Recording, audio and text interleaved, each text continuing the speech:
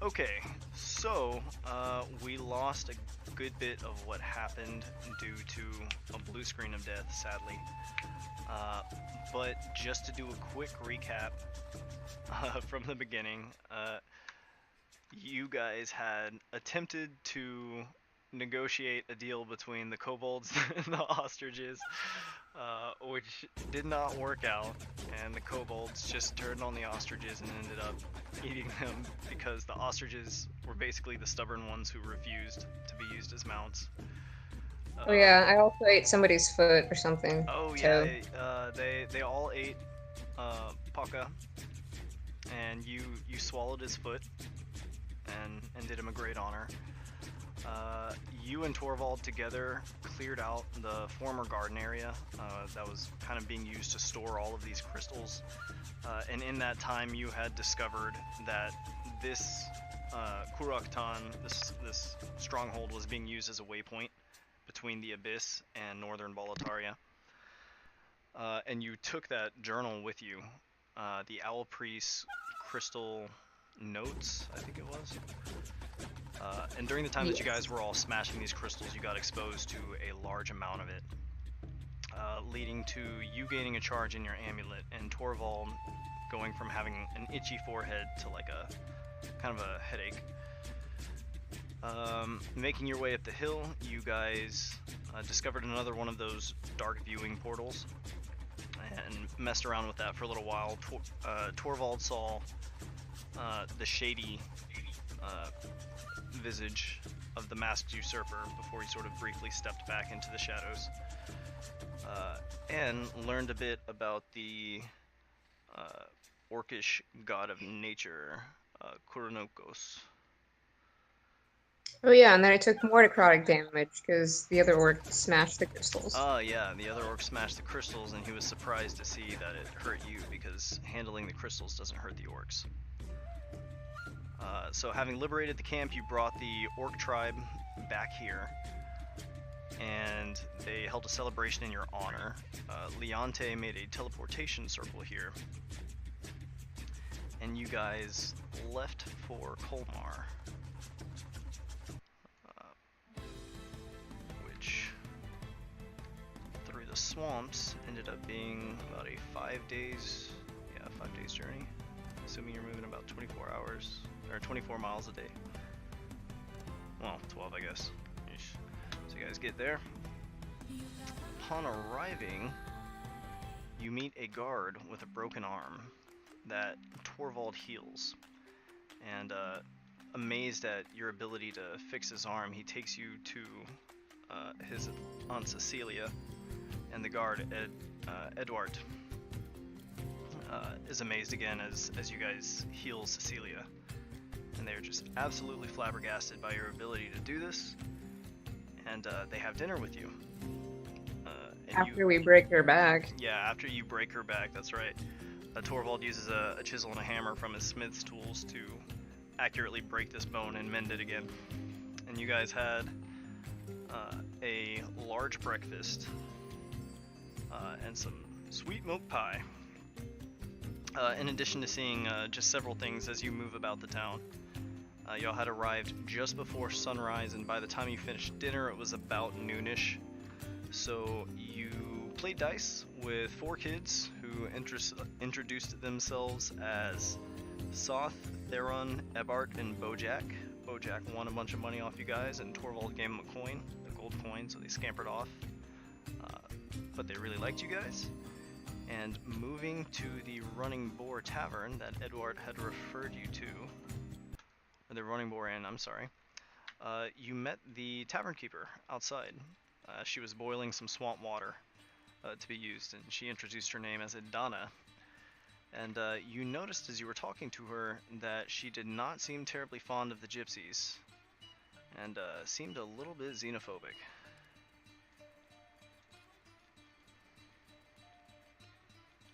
And that basically brings you to here, because after you after you told her you were, you served as a Boletarian knight, she said, "Oh, it'd be an honor if you guys stayed here." Invited you Yeah. inside. I like how no one has yet to question Workfall. It's just Yeah, like NBD. she doesn't notice Rourkefall going in because she's kind of working on her pot over there. But as you step inside, this town guard's gonna say like, "Whoa, whoa, whoa! I don't know about this thing being in here, guys." He's alright. He's not Uh, what you think he is. he is not a Sing. He is a gorilla. And he looks over at Rourkefall and he says, "I can see that. It looks like a large animal. We do have some stables outside." Does he have to? He's never caused any problem in any other inn. Roll me a persuasion check, Thorvald. This man is his handler. 9. Do it at advantage because Olivier helped you. Alright. She chimed in that last 18. second there. Okay. He looks at Olivier and he looks at you, Thorvald. He's a very tired-looking guy, and he says, "You're his handler, huh? Well, as long as that thing doesn't cause any trouble, I suppose it's okay." And he's looking over at the bartender, who's also kind of like unsure about it. And he says, "But at the first sign of anything, please take him to the stables." Alright. He says, "All right." He kind of comes back and stands near the door where he kind of eyes Rourkefall carefully.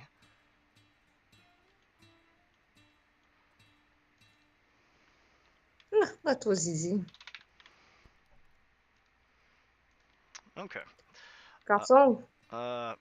As you guys are all kind of standing around the bar, the bartender, after that little conversation, says,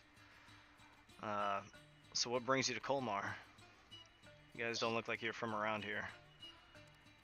We're trying to make our way to Boletaria, the city. Boletaria? You're talking about the capital. Yes, the capital. It's gonna be a pretty far journey up to the northeast. Treading the cradle, are you? Yes. Well, you must be pretty brave to be doing it on your own. It's just the four of you? Why is that? Yes, it's just us. Why Well, is it? what about sleeping in Asuga? Is she like Oh. outside somewhere? Oh yeah. You guys, I assume you. Who would be carrying Asuka? Probably me. Probably you? Okay. We will say, for the sake of the conversations that you were having with people, that like she was just like left in somewhere reliable. But you walk into this bar with Asuga unconscious, kind of slung across your shoulders.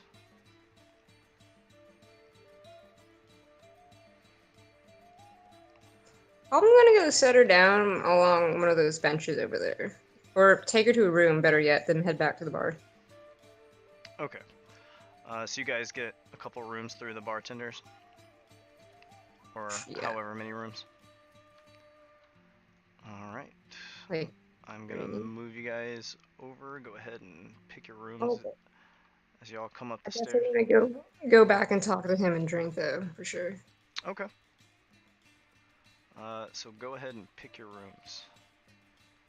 They're pretty much all vacant right now.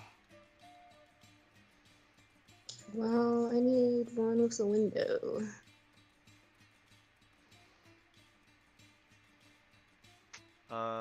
Lee, you would probably be like right around here. Actually, I think right here would be about where you'd be, Olivier. Given the table and the beds and this window right here. Well, let's do that room then. It looks space. There's a fireplace in it. Whoa! It's a nice room. That's what I'm for. Themed guest, so.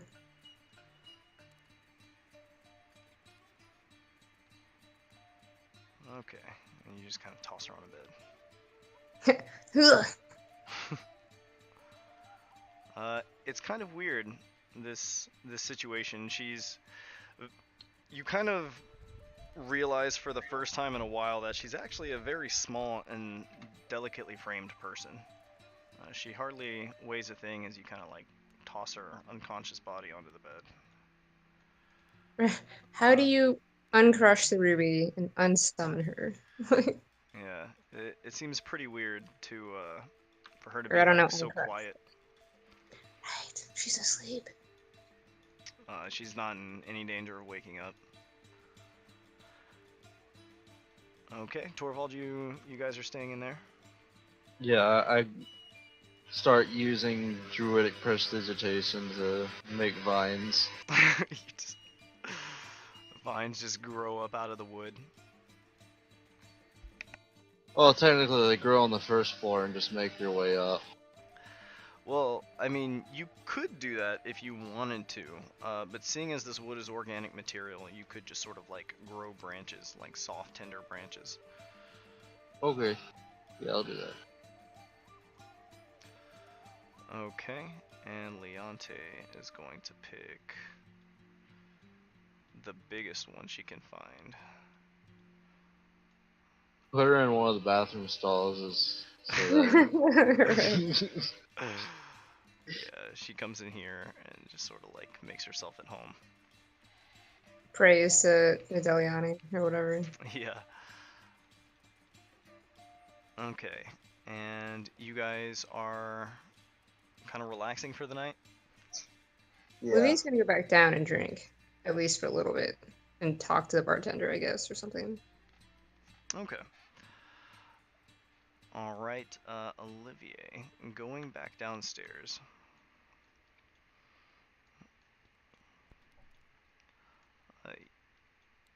Kind of make your way back down here again. There you go. It's still about midday. The tavern seems relatively empty for the moment. Oh, sorry. Oh, it's all good. Sort of like settle up to the bar. And the bartender, who's kind of preparing a tankard, like cleaning it, just says like, "So you're from the north, huh?" Oui, I am from the capital. Hmm. Do you mind if I smoke in here? He says, "No, not at all." Alright, so as they're talking, she's gonna go through the process of packing and whatever. Of hacking? Her pipe and getting the dream weed. Oh, packing. Gotcha. Packing heat. Such a weird name. Yes. Okay. Oui, monsieur, I'm from the north. Are you from Colmar? And he says, "Yep. I spent my whole life here, born and raised. Jacques is the name." Enchanté, Jacques. And he nods. He says, "Mademoiselle, She smiles. what'll it be?" For now, a pint of ale would be fantastic. Give me a second.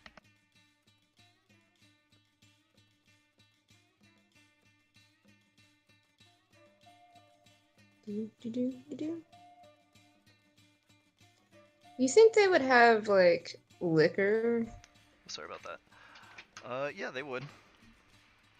I mean, distilled beer is whiskey, so maybe they would have whiskey? Yeah. This is something that, this is somewhat large. It's like a mid-sized town. I guess it is only noon. Maybe she should wait for the hard liquor. I'll take a Jack and Coke, But please. you guys are completely exhausted. Do keep that in mind. To start, I would some of that dark liquor would be great, and maybe a pint of ale. He says, "Oh, the hard stuff." As you're looking around the bar, you do notice a bottle that seems to have sort of been put up on display. It kind of stands in the middle. She like points to that one, not even caring what it is. That one, please. That one, yeah. And for What that the- one, he says, "Oh well, that one's actually the pride and joy of my family. It's the last bottle of our latest batch. I'm saving the rest of it for a special occasion." Well, then the next best thing. And he kind of laughs and he says, "The next best thing's a far stretch, but I'll get you some of this." And he pours like a darker brown liquid into a small glass for you. And he, This is not that sugar cane stuff, is it? She sa- means rum. he says, "No, not sugar cane. This is I'll be right back. okay. Cool. Oh shit, what is it called? It's not rum. It is. What, brandy? Whiskey? I think I'm blanking on it. There is something that is like rum that's made from sugar cane, but right now the word's just escaping me because it's not a word I ever use. Ah. But anyways, he tells you whatever it is, and he's like, "Oh yeah, this is sort of a local specialty around here." Okay. Chia? So whatever the French version of cheers is, I don't remember. I don't remember either. Yeah, I But, remember you pasted it that one time, but whatever. yeah. So he sort of like cheers you, and you guys are just kind of talking and shooting the shit. And after a while, Adana comes in, and she passes by and she says, "Oh, like I'm glad you got all settled in. Like, make yourselves comfortable." And you see her kind of like mouth to Jacques, like, "She's right." Does Olivier notice this? Make me a perception check.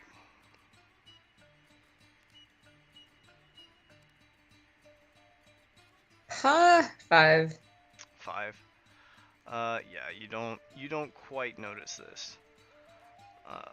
But she like bids you good day and kind of like walks into the back.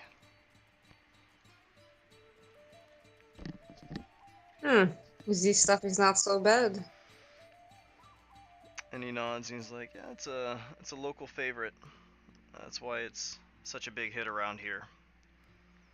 At about this time, a small group sort of makes their way into the tavern. It is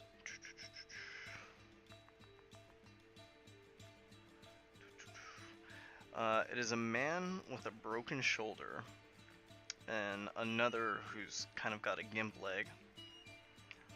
A third has a nasty gash across their forearm that's sort of been like somewhat patched up. And the last is a mother who is holding the hand of what looks like a perfectly fine child. But they sort of like all wander in together and kind of look around. You see them like ask, they like make an exchange with the guard at the door here, who sort of nods towards the bar.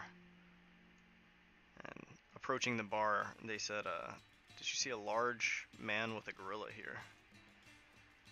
And Jacques kind of like looks over at you, Olivier. Olivier's gonna listen in and just kind of like nod to him, but like kind of like do the eye thing where it's like, don't blow my cover. Because he wants to listen first before offering help, even though they probably just need help. Oh wow, okay. With a nat 20, he totally gets your message. Or like winks at him or something, yeah. Yeah, so he's like, "Oh shit, okay." The crowd looks at you expectantly and they say, "Do you know where to find this man we're looking for?" Oh, to me? Yeah, to you. Oh shit, they looked at me. Because Jacques kind of like directed them to you, and then you were like, "Don't blow my cover." Oh, too late, I guess. Well, it depends on what you Uh, say. she's gonna like eye them down, I guess. Because I mean, I guess you would see their injuries, but I don't think she was like staring at them as they walked in. So you're like assessing their injuries, basically? Yeah, do they seem shady or like do they No, honestly they seem hurt? they don't seem shady. They do genuinely look hurt. Uh, the one with the broken shoulder tells you he was kicked by a cow. The one with the broken leg says he fell from a tree. The gash is due to a kitchen accident, and the mother and the child are there because the little boy was born blind and is trying to regain his eyesight. Uh, by whom did you ascertain this information? And they say the town guard, Edouard, who says his bad arm was fixed by this person. Ah, oui, Edward, of course. Yeah.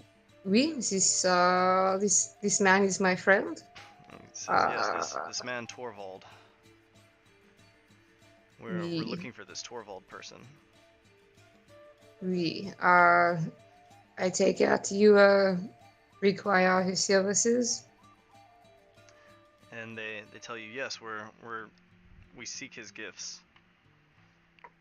Aha. Well, why don't you sit at this table right here and enjoy a drink on my tab while I go see if he is decent, and I will send him down.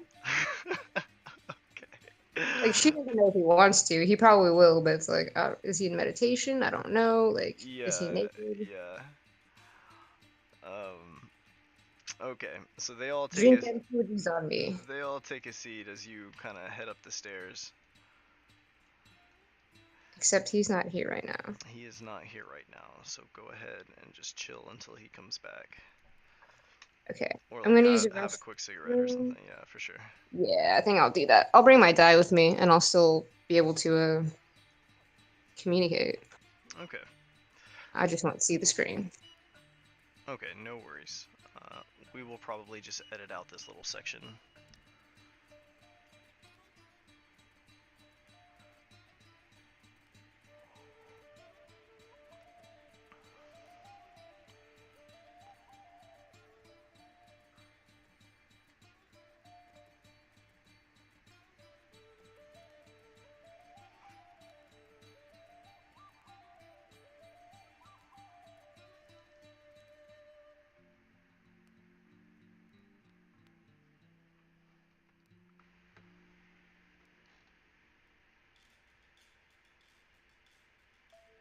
Complete and utter silence. Oh yeah, I'm basically just waiting for him. I'm back. Oh shit, whoa. Okay, Okay. so we will go ahead and resume. Thorvald, it actually works out perfectly well that you don't quite know what's going on. You are sort of in your room getting comfortable when you What? suddenly hear knocking at your door.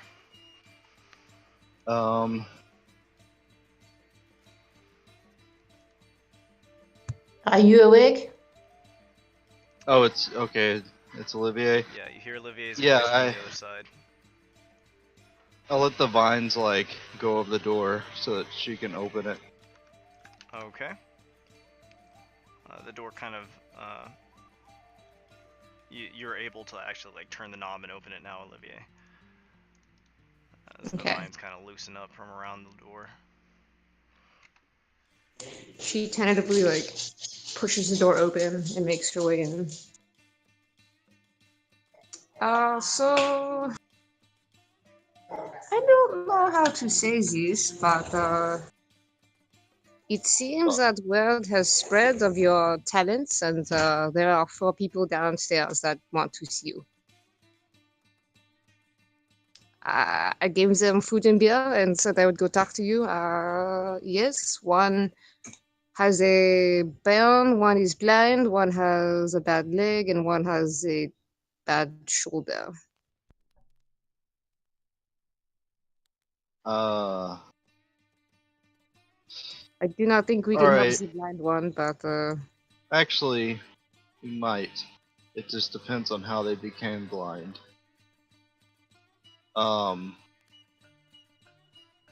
Do you need me to buy you time, or do you want to go down, or? Send them up here. This room. Oui, I shall return momentarily. Okay, while she's gone, like I'm gonna like sprout like shit tons of flowers, lots of vines, like fucking vines everywhere. Just make Okay. this look like a fucking jungle. Okay, so you are just vining out this room. Let me make this a thing for you. Okay, so Olivier goes downstairs and returns with a large group of people in tow. And among them you see a man with a broken shoulder, another man with sort of a gimp leg, a woman with a like sloppily dressed gash on her forearm, and a mother and child, and the child just looks completely unharmed. Alright. Alright. Those who have broken bones, step forward. The man with the shoulder that was kicked by a cow steps forward, and the person who has the gimp leg steps forward. Alright. Touch the dude's shoulder, cast mend, Okay. and then the dude with the gimp leg. Where is it gimp? Like what part of it's broken? Or does It's the knee. Oh. The knee is like turned a little bit sideways. It seems Well, the leg looks sort of like it's twisted out of place, in addition to kind of having like a knob on it. I push the knee back in place the best I can. Okay, make me a medicine check. That is going to be 11. 11. Okay.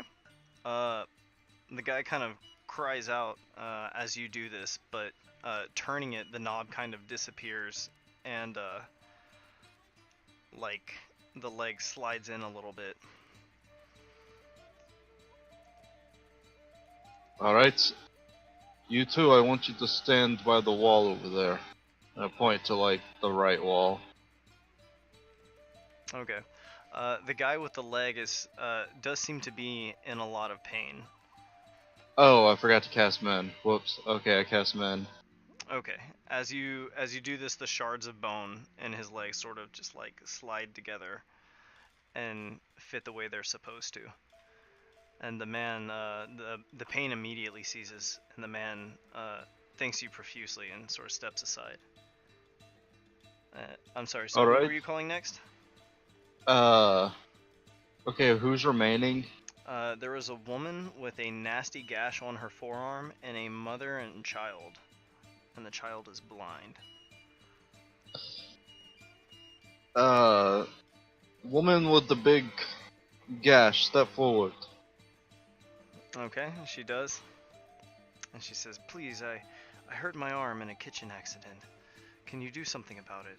I'm afraid it's not doing well." Alright, To make my a hands joke, over. Olivier says, "You can get one of these," and like shakes her arm about. And she kind of smiles and she says, I hope I don't have to." I mend her wound shut. Okay. For a gash like this, it's pretty deep and the flesh is kind of separated. You're gonna have to restore some of that flesh. Because it's like kind of infected and some of it's kind of eaten away a little bit. Or like clean it out first or something, or what? Looking at it, Thorvald, this is probably going to take magic to fix like that. Unless you want to try and make a first aid check and then just be like, take care of it best you can. Could Leonte fix it? Could Leonte fix her arm? Yeah. I don't think Leonte's able to heal. Touche. Is there any alcohol? Olivier laughs. Yeah, there's a bar downstairs. Olivier, do you mind if could you bring me the highest proof alcohol that there is, please? Oui, I will be back in 1 minute. Not literally. Okay, walks out the door. Downstairs. The bartender's just sort of sitting there. Doing his thing, he looks at you expectantly. What? You need something? Oui. Do you have like vodka or some homemade high alcohol? Yes. And he laughs and he says, the second best stuff was the stuff you drank earlier, miss. I was thinking more antiseptic purposes, just like purest alcohol you have. And he says, you want the cheap stuff. And he grabs like Mhm. a cheap bottle and he says, be careful. This, it doesn't taste good, but it's high octane. No worries. I do not intend to drink it, but here, flips him money for it, and then like excuses herself. Okay, he nods and kind of watches you curiously as you kind of run up the stairs and disappear around the corner. Appearing back in Thorvald's room with a bottle of this cheap liquor. Yeah, this is what the bartender gave me. Thank you. Much appreciated. I'll open it, and then I pour it over and in the wound, and then I stuff it full of gauze or whatever fabric there is. There are white sheets on the bed. White sheets on the bed. Yeah, I'd tear off some pieces of the white sheets, Okay.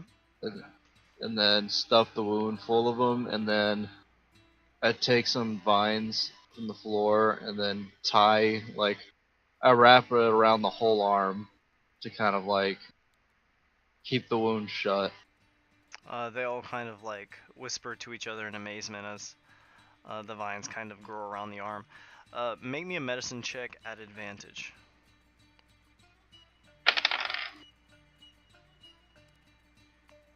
17. Okay. As you do this, the woman kind of winces, but you all watch as the vines sort of like pinch the wound shut. And you tell her, like, just keep it clean, take care of it. And they're all looking at you, Thorvald, with something that looks like reverence. And the last thing is the mother and the little boy, and the mother sort of like pleads, and she says, please, if there's anything you can do, he was born this way. Step forward, son. The boy sort of steps forward, and he kind of looks up in your direction over your head a little bit.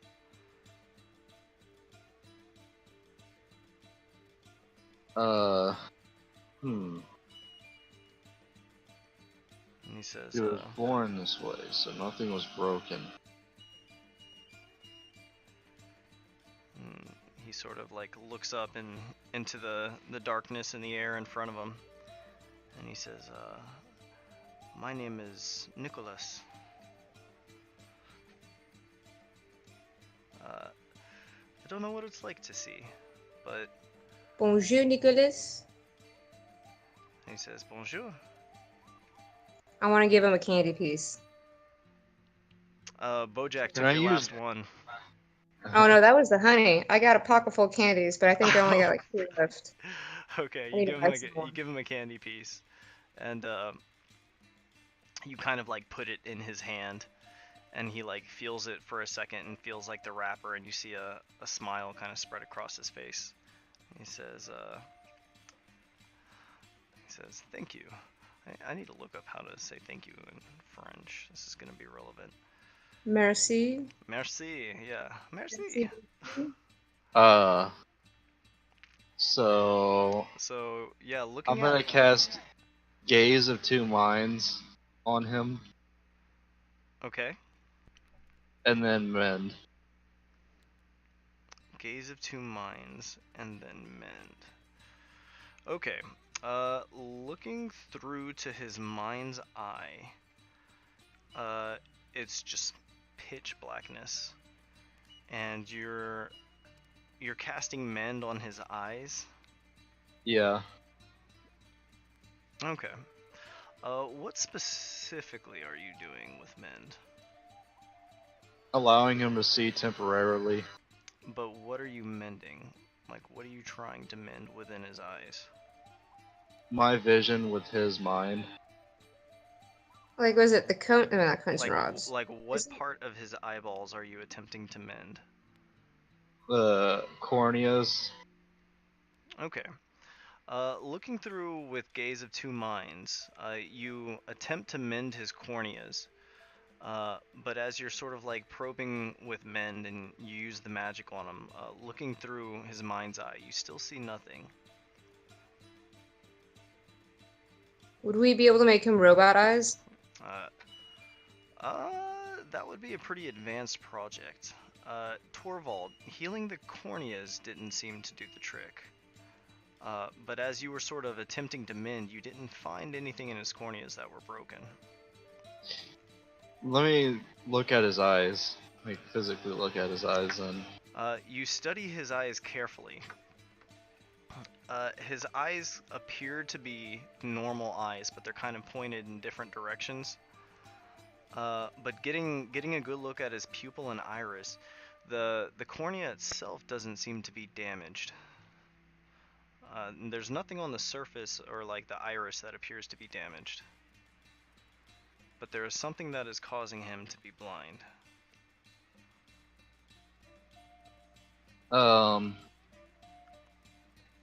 I probe again, thinking of the optic nerve. Okay. You sort of like ponder for a moment, and then sort of closing your eyes and preparing your gaze of two minds again, you probe a little further into the eyes, like feeling for anything broken. And when you look for the optic nerve, you find a sort of dissonance between like the back of the eye and the nerve itself. And as you begin to mend it, a brilliant bright light suddenly fills your vision, and it's like kind of painfully bright.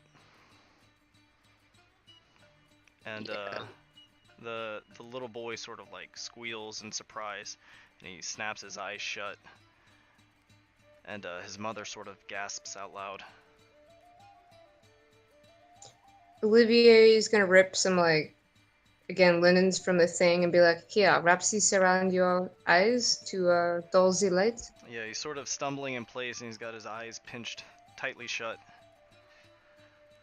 But you sort of wrap it around his eyes, and he says, "Can I see?"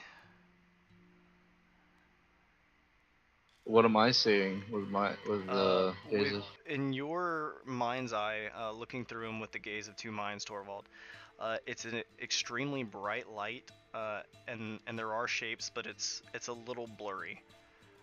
But you get the sense that it's just gonna take like a little bit for his eyes to adjust to using muscles they've never used, and he'll Could start I to make see with a him- little bit of time. Could I make him sunglasses? Like, just get, like, dark colored, like, glass or something and attach it Probably. You to might be able to get a your couple wire. bottles from downstairs.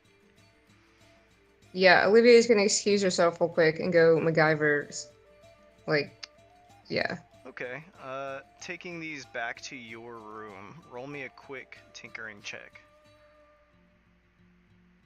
It wouldn't take you long. You have in your tinker's tools the tools you would need to just like, with a little bit of wire and a cutting tool to cut some out of the glass. Total, I roll a 17, total will be 23. 23, wow, okay. So they're a little wonky looking, but Olivier disappears and kind of pops back in after only a pretty short amount of time, just a few minutes, with some clunky looking object. And It appears to be two large dark pieces of glass held together by wire, with like a soft pad in the middle. It will feel weird for a little bit, but I think this should help. And she hands it to the boy. Okay. Thorvald, are you still looking through his vision? Yeah. Okay. At first there's like that painful flash of blindness again, and he squeezes his eyes shut, but once they settle in place, he kind of like reluctantly opens his eyes again, and it's still a little bit blurry, but it doesn't hurt to look. And it's almost like a little bit nauseating as his vision kind of like rolls around. But you know that he will be able to see once his eyes get adjusted. I say, it will take some time for your eyes to be adjusted, but you can see.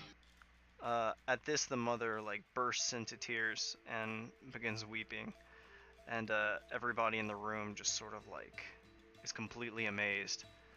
And Thorvald, Jesus. And they say, "Who are you? How are you able to do these things?"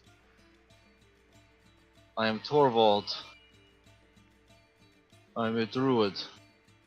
Would you like to know how I did all of this? And they say, "Yes, please tell us." There is harmony in everything. I simply used the magic of nature to heal all these people. All of you. And they sort of, they're all just like, "Oh, he uses magic." But he's... If there are two pieces, they can be mended together. You can see that they are basically hanging on every word. And Thorvald, you will gain the benefit of the folk hero background while in Colmar. As these people basically regard you as like a saint or something. They're just like, who is this man who can just fix people? Let's say it wasn't just me. Olivier helped tremendously as well.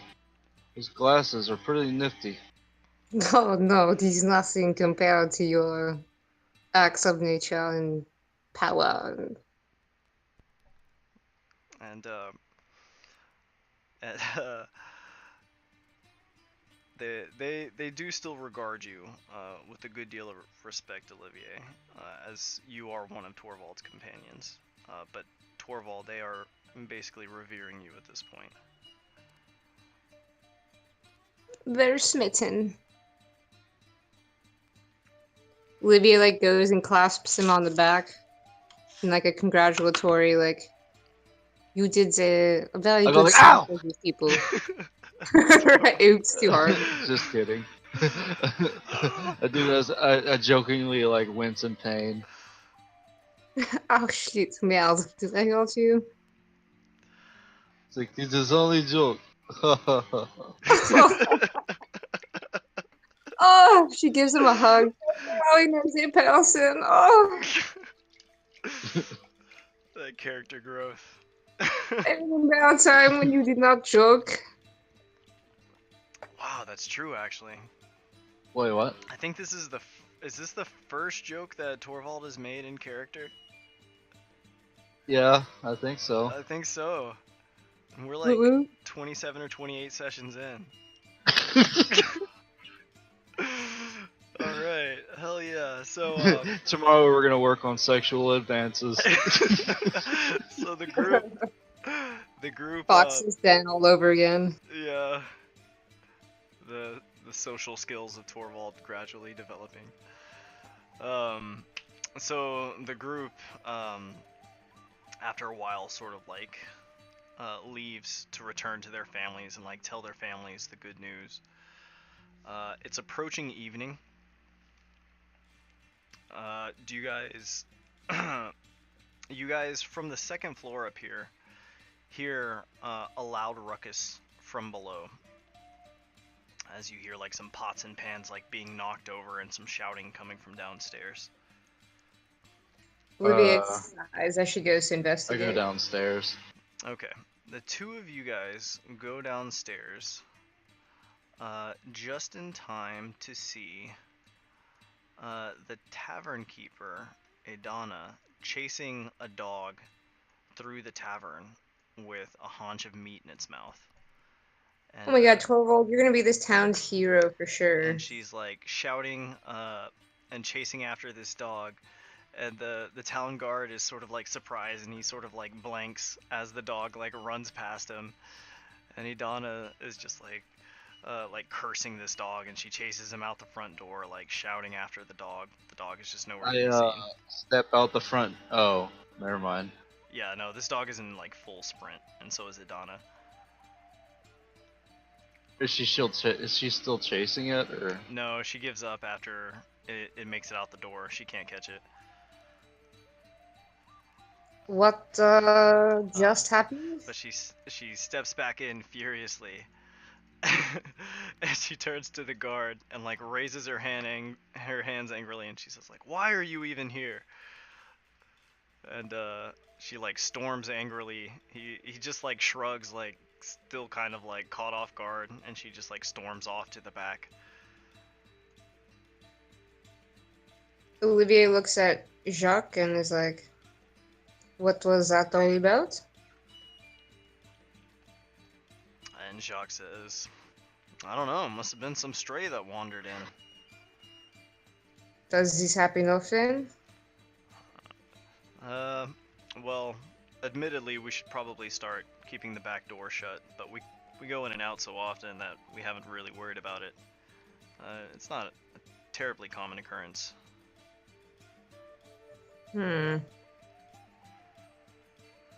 You're saying this was a stray dog? And he sort of smiles and he says, "I've never seen that dog before. But he better hope we don't see him again."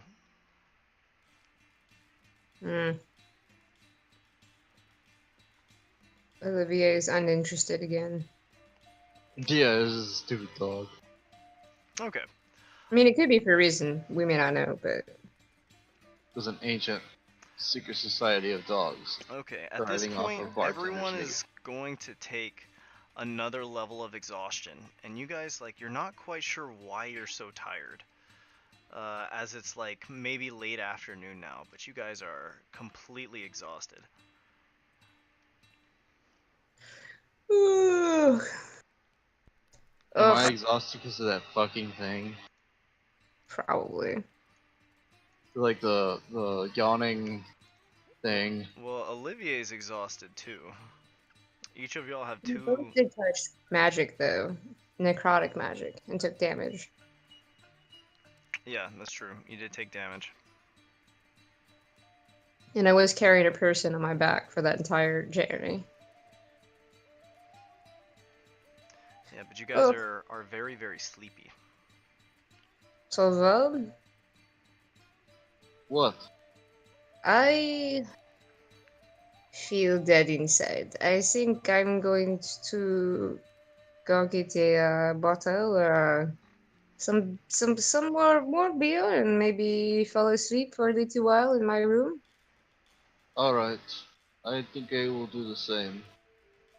We There I go. it's so weird. I feel like it is so early, but I guess And- it's just tiring. That journey, that's fight. I need to meditate. There's some things to think about. Well, I shall leave my door open if you need it. Alright. You have a good night. Bonne nuit. Okay, so the two of you retire to your rooms. Thorvald, you have 2 levels of exhaustion, and you Yeah. will recover one of those levels. Olivier, you are in your room, and you are quite tired. You grab a bottle for yourself?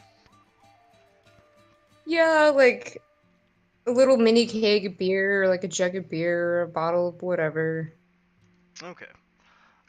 While Thorvald has retired, you go up to your room and sort of sit down at the table to think about the things that you've been through.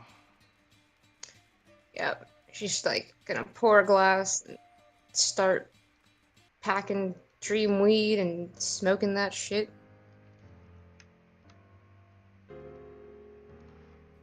Except I need a minute. Yeah, feel free to get yourself set up.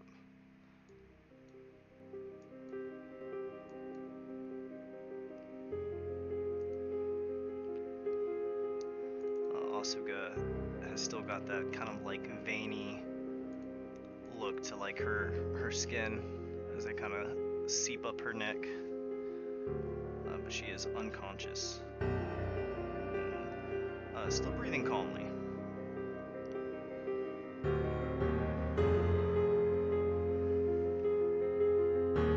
Okay, hold on. I need to do the Discord from my computer. Sure thing. Take your time getting set up. These pins are super useful though. Yeah, they are. What happened to this shit? Oh, you probably just want to look at the original pictures. I think the quality drops a bit when you put it in Discord. Yeah, but like everything zoomed on my Discord and I don't know why. Oh, I don't know. Oh, never mind.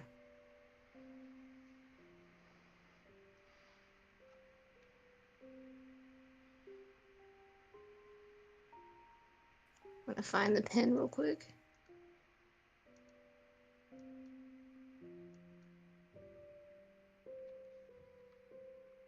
Oh shit, you're right. I have to go to the actual. Oh, wait. Yeah, I think in Discord, the image you uploaded, the words are all tiny on it.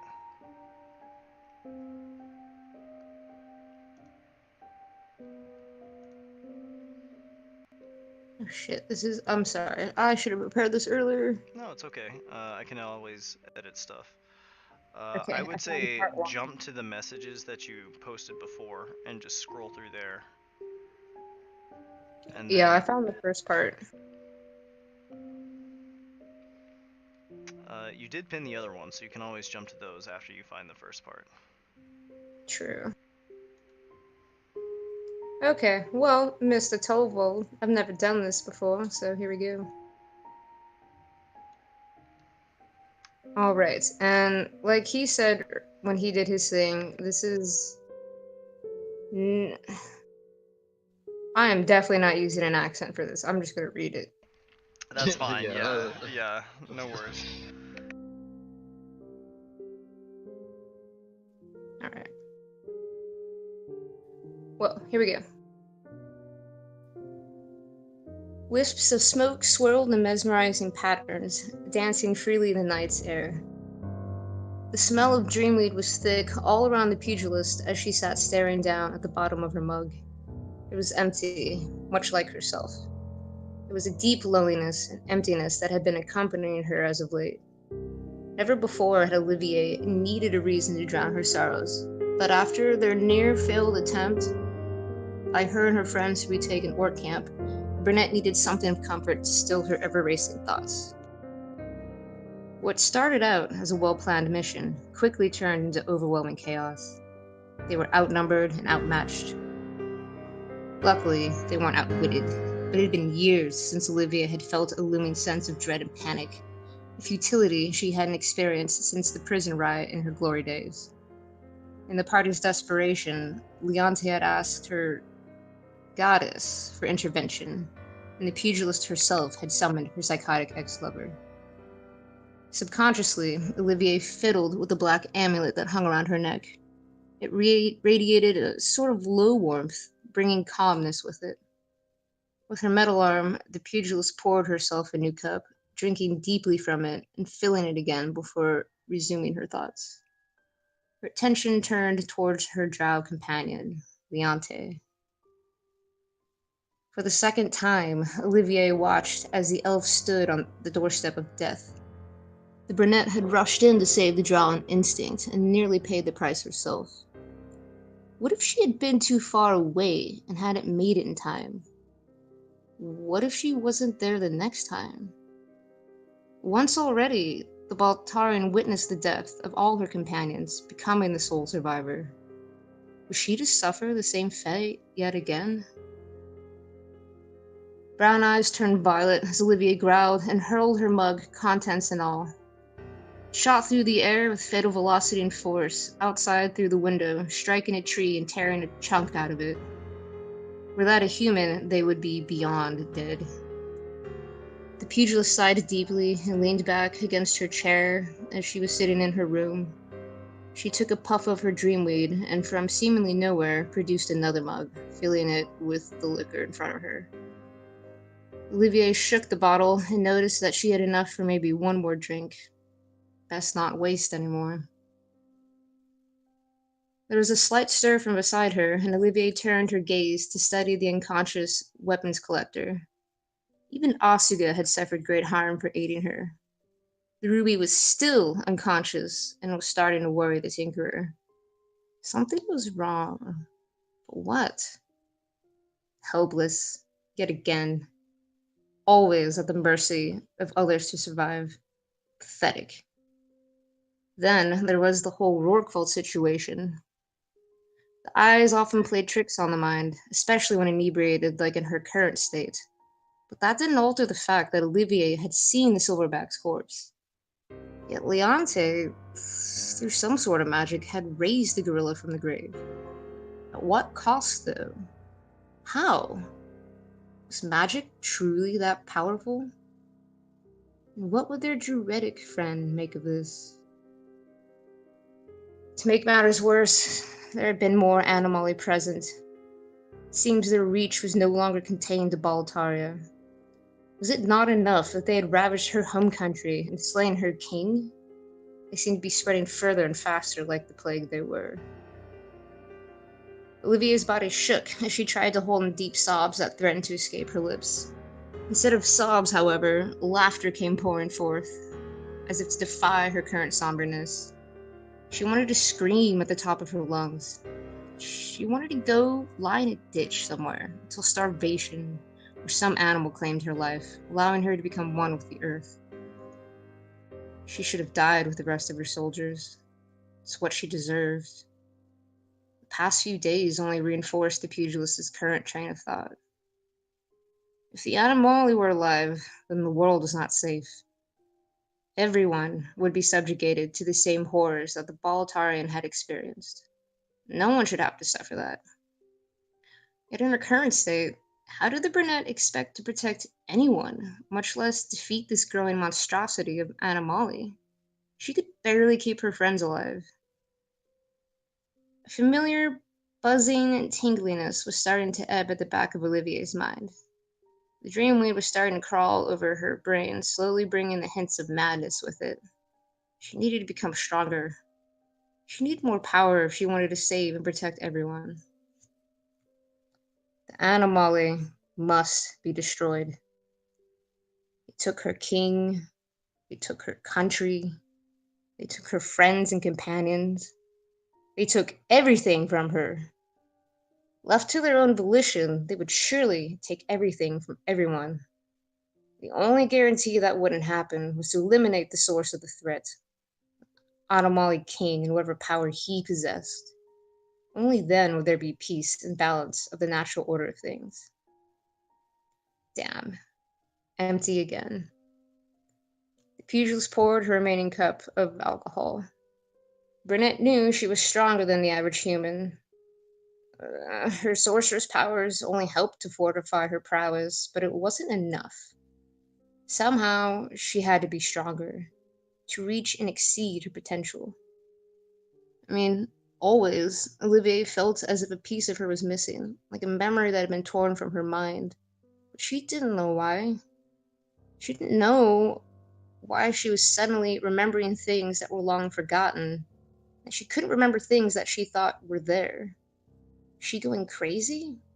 Were her memories even reliable anymore? Maybe completing that wholeness would give her the strength she lacked.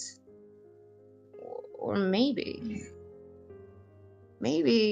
she had been taking the wrong approach. Brown eyes once again studied the woman laid down next to herself. Asuga was strong. Asuga always got what she wanted. Asuga only cared for Olivier.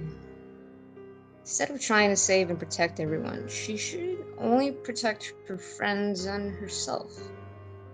Maybe what the pugilist needed to do was focus on defeating the Anomaly King and reclaiming her country. If she defeated the Anomaly, would it not inevitably save everyone?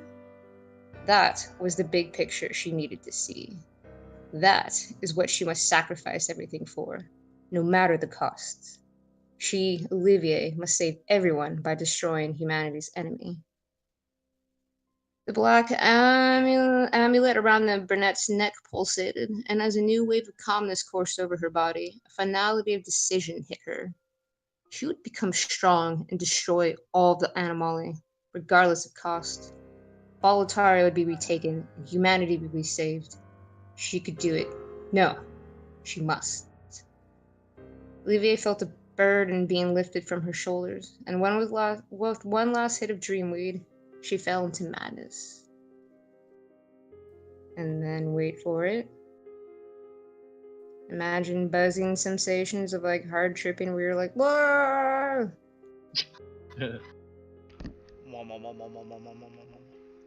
Too much? Okay, hold on. I don't know what I pinned. I was wrong, by the way. I believe the difference is that dark rum is specifically like sugarcane rum, Okay. if I'm not mistaken. Okay, found it. So Olivier falls into madness because she hit too much dreamweed and went crazy. The noise following the crash was deafening. There was nothing to see. Pain was unbearably horrible, searing the mind in half. It felt as if she were going mad. Snippets of orcs flashed in her memories. Fighting in a camp? Orcs weren't real. Was she dreaming? With a sudden lurch, Louise snapped her eyes open and struggled for breath, sweating heavily as her eyes adjusted to the daytime. She had no idea where she was. Nothing looked familiar to her home in Orlane. Wait. Something was terribly wrong. Why couldn't she feel her right arm? The tinker removed her limb, confused by the action and the fact that she couldn't feel it. She turned it, wondering why it felt so abnormal to her, as if it were a stranger's. Wait a minute. This wasn't armor? What was this? Metal arm? What happened to her arm? Why was it metal? The tinker's vision was starting to grow fuzzy and white at the edges. Her heart was pounding as loud as thunder, and her throat was dry as a desert. The rhythm of her breathing was becoming erratic, and the woman knew she was about to suffer a panic attack. Focus. She needed to focus. Looking down at the right arm, the tinker let herself get lost in the world of engineering and design. It was easier to admire the ingenuity behind the arm's design and contraptions than to think about the fact that she had woken up lost with a metal arm. What had transpired while she had slumbered? So concentrated was she in her work, stripping and rebuilding the arm, that the tinkerer didn't notice the woman laying next to her in the bed. It wasn't until the sleeping woman moaned, and with a yelp of surprise on her part, resulting in some unexplained force of wind or something, that the tinkerer finally noticed the foreign-looking woman, Asuga. Wait, how did she know this stranger's name? Why did it feel right? She'd never met this woman before in her life. No, wait, what was going on? A new wave of panic was threatening to overwhelm the tinkerer. Clumsily, she got up, blindly making her way to the water basin at her vanity. Maybe the cold water would wake her up if she splashed her face with it. Leaning over the vanity and pools of cupped water, the tinkerer saw... What the tinkerer saw in the reflection shocked her to her core. Something dropped in the pit of her stomach as she watched the face before her pale. Her face? No, that wasn't her face. With her right arm... Wait. She could feel her face. Oh, wait. Oh, it was metal. Her arm was metal. Hold on. reflection was mirroring her. No, hold on. Wait a minute. Was she in a dream? Where was her red hair? Why were her eyes green instead of blue? No, this had to be a dream. Or was it a nightmare? There were scars on her neck. Oh my god, it was hard to breathe. Her mind was foggy. Nothing was making sense. Where was Alphonse? Where were her parents? No, this wasn't real. She had to wake up. Standing up, the Tinkerer went back to where she'd originally found herself, seating at the table, doing her best to reenact how she had been resting in position. Her mind was alit with panic and fear, and she had to take deep breaths in order to calm herself down and not panic. This was all a dream. She had to wake up. She needed to wake up. Come on, wake up. Wake up. Wake up. Wake up! Olivier opened her eyes to see Leonte standing above her, shaking her awake. Come on, we need to go. We need to go do something. And I'm not telling you why. The pugilist yawned and stretched, shaking off the last vestiges of her dream. It was a strange dream. She hadn't really ever before dreamt of being herself in a stranger's body. If anything, she'd watched herself as if from afar, a god watching down on the world. Maybe she should lay off the dream weed a little. Vivi, Olivier replied, getting to her feet. Let us journey first. The sooner we are done, the sooner we can get to Orlane. Where's that? What's in Orlane? The elf asked. Olivier frowned. Indeed. What was in Orlane? She'd spent most of her time in the city. Shrugging it off, the pugilist responded, They have good ale imported into the city. The drow scoffed. Of course. Well, let's be on our way, shall we? I'm gonna go find the others. You deal with... Leonte looked over at the sleeping Ruby. That.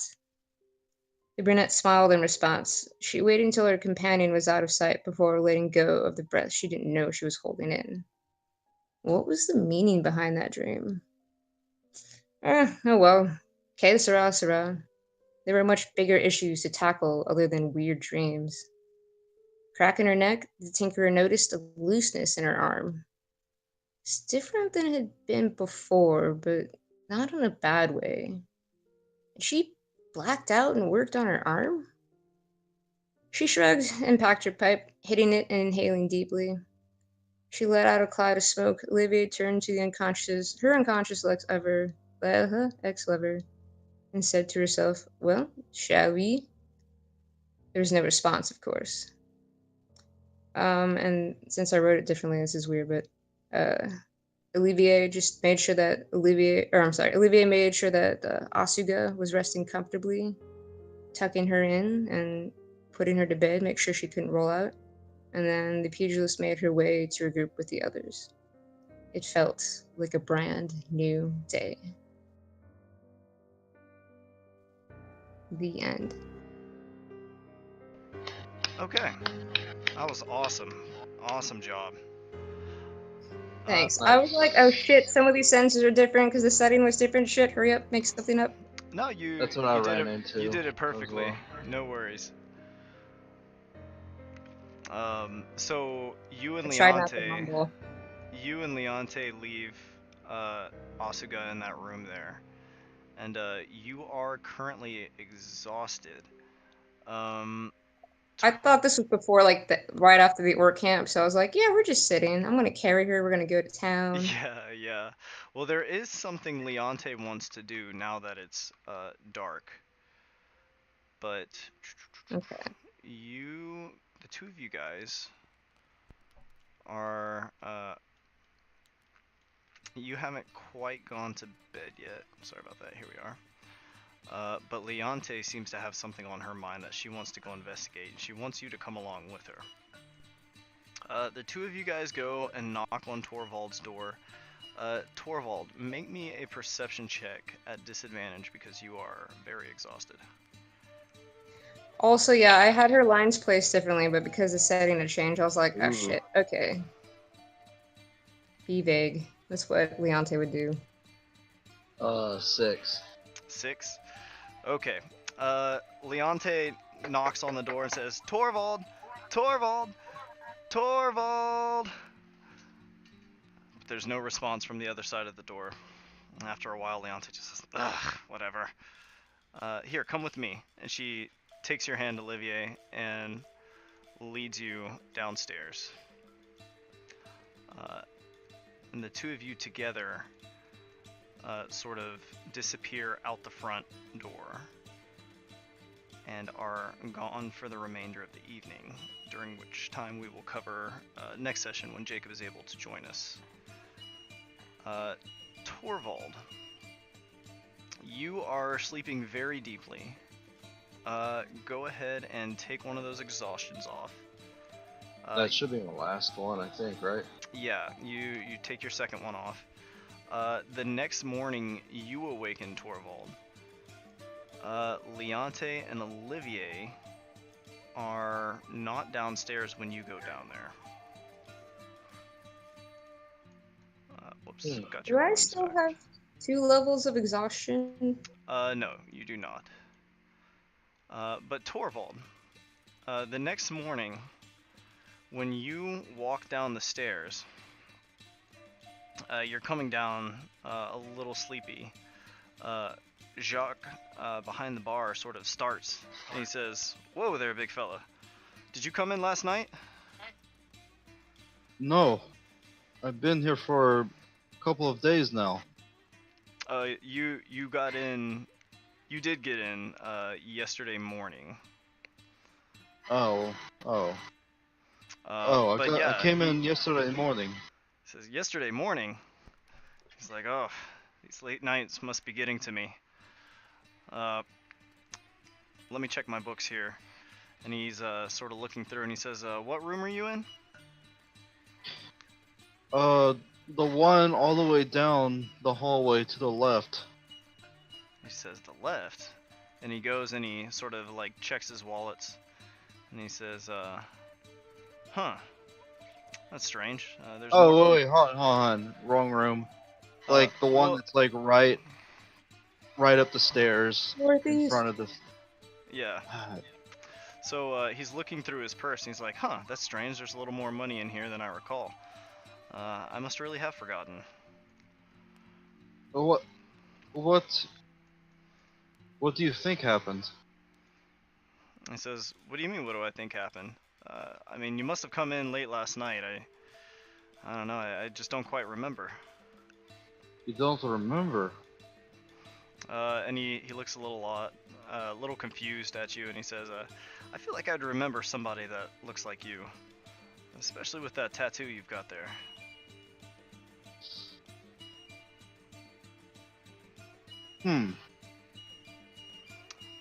But it looks like your rooms are paid for.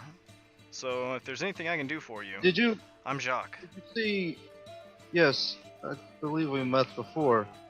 Did you see 2 women leave around the same time yesterday? Oh, a couple of ladies? Yeah, Yeah. they left, but they came back late last night. They may still be asleep. They're not here. Are you sure? He says, well, that seems right. There's this note here. And, he sort of points to a note on the table, and looking at it, it says, "Thorvald, we left late last night. Leonte." And Jacques says, "If we've got any guests, they're up in their rooms asleep, because I haven't seen anybody come in at all today. And All right. I don't remember you, then I probably wouldn't remember a couple of them either. You definitely I go stand back. out." I go back upstairs to check their rooms real quick. Okay. Going back upstairs to their rooms, you do find Olivier, who is in her room, but she is conked out. She is sleeping in. She was out late last night. All right. And Leonte is just meditating in her room.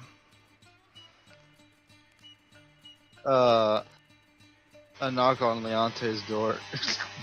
You knock on Leonte's door, and there's a There's a pause, and then after a while, the door swings open, and Leonte says, "What? It's awful early in the morning, Thorvald. Even though I don't sleep."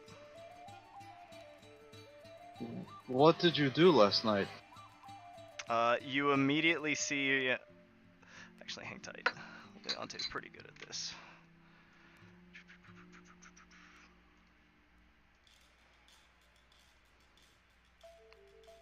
Oh, he changed his name. Make me an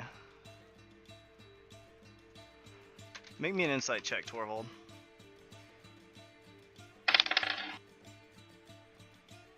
15. How does she do? A natural 1. Leonte says, Dang. nothing really. We were just exploring the town a little bit. I saw some things I was a little curious about. Like what?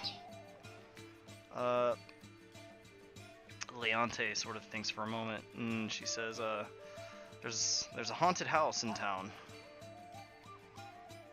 Haunted house? I Yeah. didn't see any haunted house. And she says, oh, well, I just heard about it talking to some people. You know, if you ever did that, talk to people, you'd learn about a few things. Like me. And she sort of like tosses her hair. Hair flip. Is flying in the middle of a horde of orcs one of those things? She And frowns. I just walk, I close the door and walk away. She frowns and the door like slams shut on her. Nice. Are you gonna wake up Olivier? Or let her rest? Let her rest. I'm going down to the bartender again. Okay.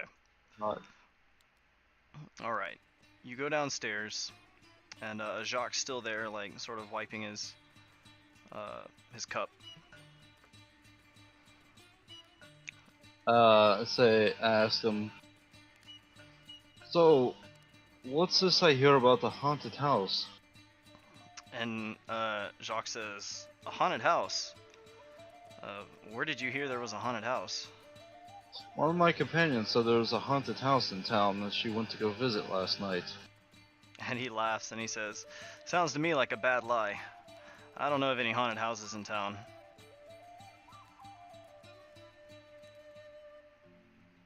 Alright. Go back upstairs. And I try to talk to Leonte again. Okay. So, you knock on her door again? Yeah. The door opens again, and you see Leonte frowning, hands on hips. And she says, what is it, Thorvald? You lied about the haunted house.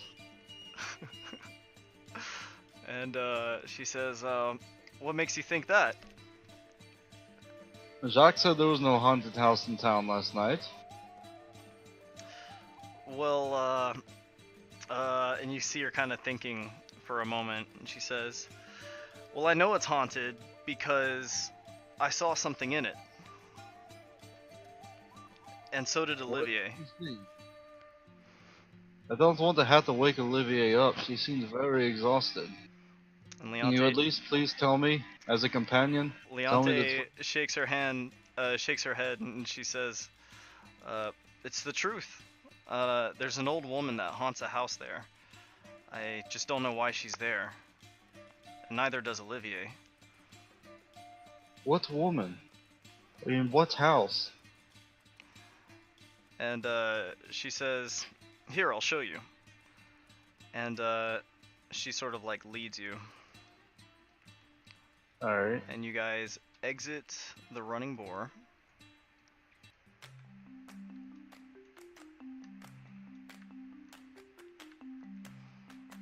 And she leads you to like a small, well, it's not that small, it's like a medium-sized house, but it's over here on the edge of town. And the two of you guys go there. And she says, it's this house here. And she's looking up at it. Make me an insight check, Thorvald. 11. 11. Looking at Leonte, she's got her hands on her hips, and she's looking up at the windows of the house, frowning. And Thorvald, you can see there is something genuine on her face. Leonte does seem to be concerned about this house. And Leonte kind of points at the windows and she says, every now and then you see her. And the two of you stand there and wait and you like watch the house. You watch it. But you don't see this woman. And she just like sighs frustratedly and shakes her head and she's like, I'm telling you, she's here. Olivier saw it too. And this is why you went out last night? To chase the ghost? Yeah. Yeah, I thought it was interesting, you know, you don't see ghosts every day. Knowing you, I think you do see them every day. Make me an insight. Make me an insight check, Thorvald. Not see ghosts. 14. 14.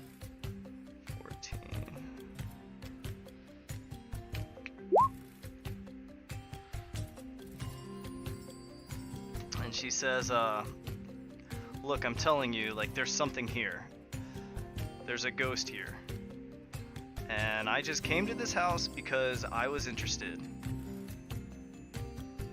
Well, do you mind taking a step inside with me? You notice a frown sort of creep across her face. And she says, and she walks up to the door and sort of like rattles the doorknob and turns back to face you and she says, it looks like it's locked.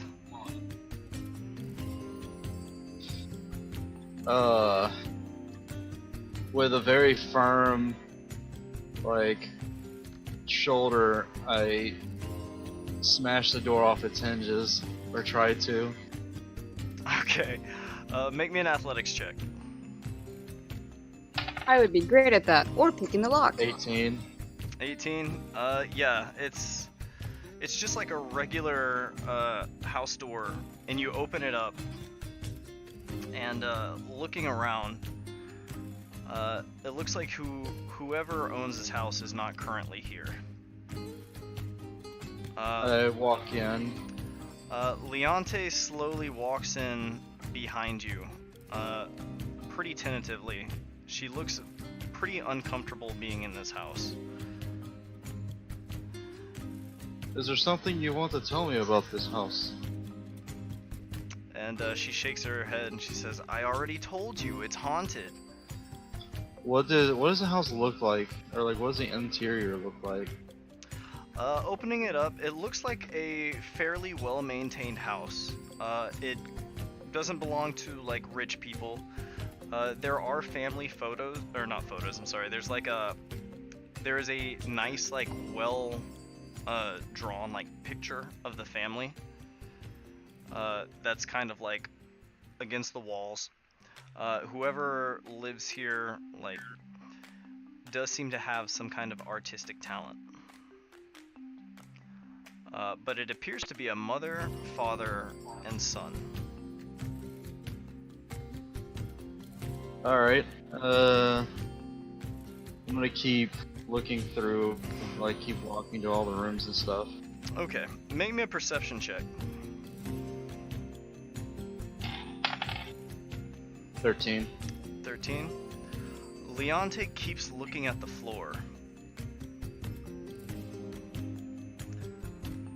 I keep notice or like pay attention to the floor as I'm walking. She doesn't say anything, but she seems disturbed and she keeps looking at the floorboards.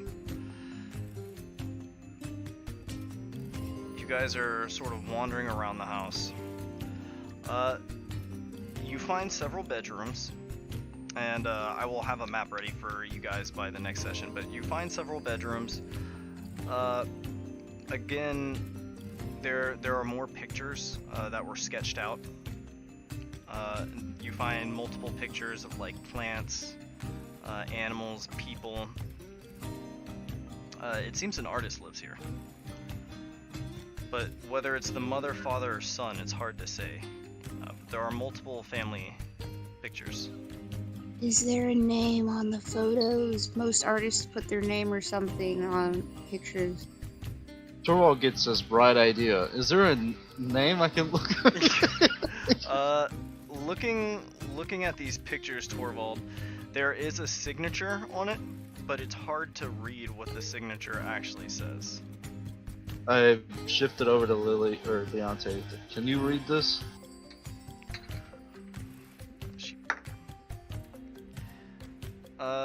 Peering at it, she studies it very carefully, and she opens her mouth as if to say something and then closes it and peers at it again. And after a while, she shrugs and she says, "Nope, I can't tell at all." Oh my god, something doesn't seem right at all. Maybe it has something to do with her being undead. While you guys are looking at this picture, you suddenly hear a large crash coming from a room down the hallway. I run to that room. Running to that room, you find a chair at the table has sort of been overturned. And there's like a small toy ball that's like gently rolling across the floor. And Leonte looks genuinely disturbed by this.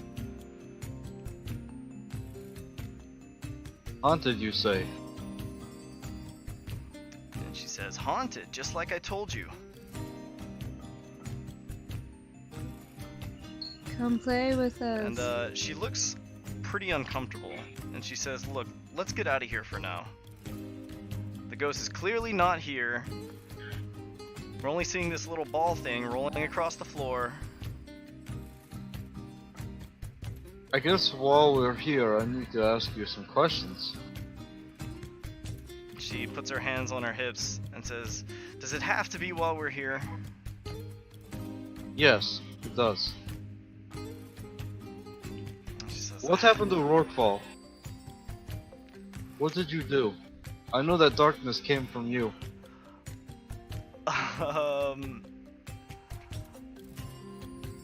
That is a conversation you should have with Jacob when Jacob is Okay. present. Did you have any other questions? No. Or do you want to just like keep those questions to yourself? You can see she doesn't look comfortable, and she says, "Look, unless it has to be here, let's get out of here." Fine. We leave, and then, of course, I mend the hinges and the broken parts of the door frame. Just as if they cover were your never tracks. broken. Yeah. Okay. You're walking through the town, and as you're doing so, you pass by a baker whistling as he's setting his bread out. And in the distance, you see an older, grizzled town guard with a twisted, broken arm at his side, who can be seen Oh my God. speaking to two irritated townspeople. Is this either Westworld or Majora's Mask happening right now? Oh, this is fucking Groundhog's Day or something. I go up and I talk to the soldier. As you're approaching the soldier, the townspeople seem to be in a dispute over some dogs that got into a scuff. One's just arguing that dogs get into scuffs, and the other is blaming the owner. Fuck! It is. And you watch as Edward is trying to like mediate. Trying to mediate. Mm-hmm. Yeah. As you approach, Edward and the two townspeople sort of look at this like hulking man with a tattooed forehead and like this your vine-like mantle. And Edward sort of starts and he says, "Whoa, didn't see you come in." Hi. And he says, "Hey, welcome to Colmar, I guess. Don't see many travelers this deep in the cradle.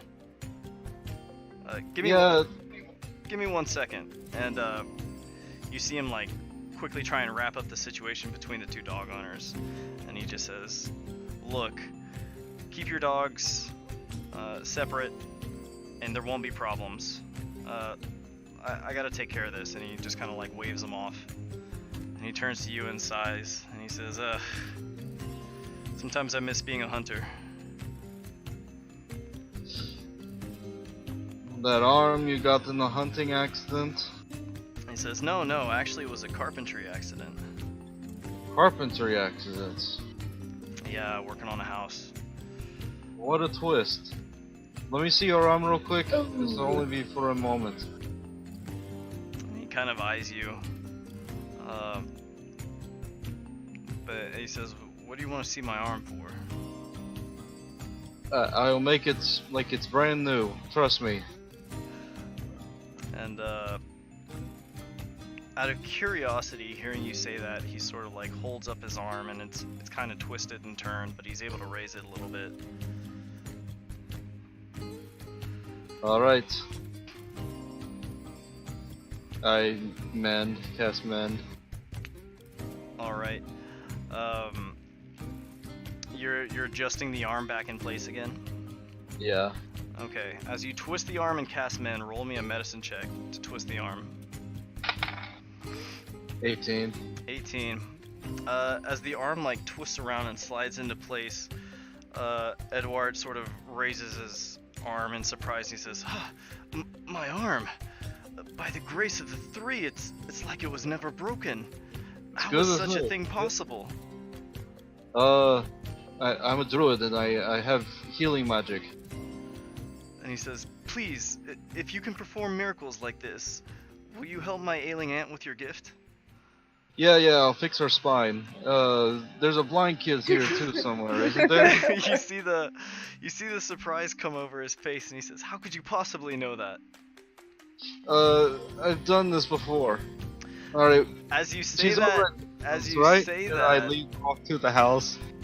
As you say that, you see his face kind of jerk to one side, and his eye twitches a little bit. And he says, "No, that can't be. I've never seen you before." It's going to be a gruesome procedure, but her spine will be good as new. Let's go. I go to her house. Like I lead the way. Okay. Okay. Make me a perception check as you're walking through the town. 14. 14. As you're passing the farming area, you look out into a field and see a farmer working, sort of shoveling away. Okay. Shoveling away. Yep. Wait, I'll walk up. Wait, hold on a second. Is that the guy with the gash? The farmer? Yeah, do I recognize that guy? No, it's the farmer. You actually make me an insight check. Lady had a gash. 8. Just some farmer out in the field. Doesn't seem terribly familiar to you. Fuck it. Let's go to the old lady's house. Okay. Going to Aunt Cecilia's house. I assume you do the same thing?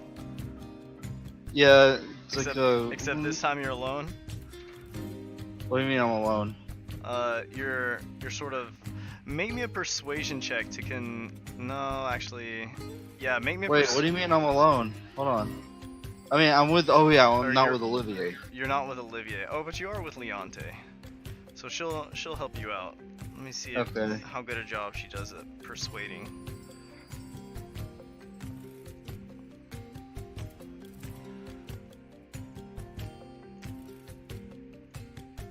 Okay. Persuasion. She's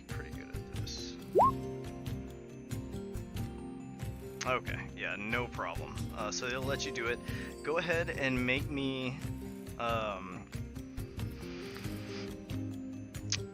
an attack roll for precision when you're doing this, tapping her spine. 15. 15? Okay, no problem. You break the bone and reset it. And she invites you and Then- Leonte to dinner. Having that sweet pie for dinner again? And she says, yes, how did you know? I have a good nose. She says, yes, that's my famous sweet milk pie. You guessed right. I heard it's quite good. Oh, it is. For water. We'll And, go to the house, but and you and Leonte once again eat the same meal you ate yesterday. Hey, Leonte was with us whenever she served us that? No, but you were there both times. Oh, yeah. Actually, yeah, Leonte was. I don't. Oh, she was just like quiet. Yeah, she was just quiet. Leonte has been strangely quiet since arriving in town. I wonder why. Looking at, make me an insight check. Alright. That'll be a nat 1. A nat 1. Yeah, she's been quiet, but her face doesn't seem to reveal anything. Alright, I guess, thank you for the meal. I will be going back to the, inn. Yeah, No. they seem to like really appreciate everything you've done. And as you come out, you find a bunch of kids playing dice in the street. And looking down at the jackpot, there are 4 silver coins instead of 2. So he's doubled? I don't even bother playing dice with him this time. I just like flip him another gold coin. Like, won't spend it all in one place. The kids like let me see. Who gets that gold coin?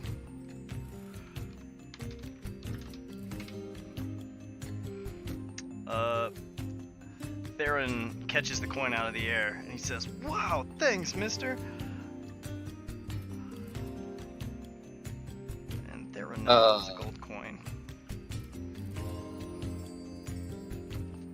Alright, I continue towards the end.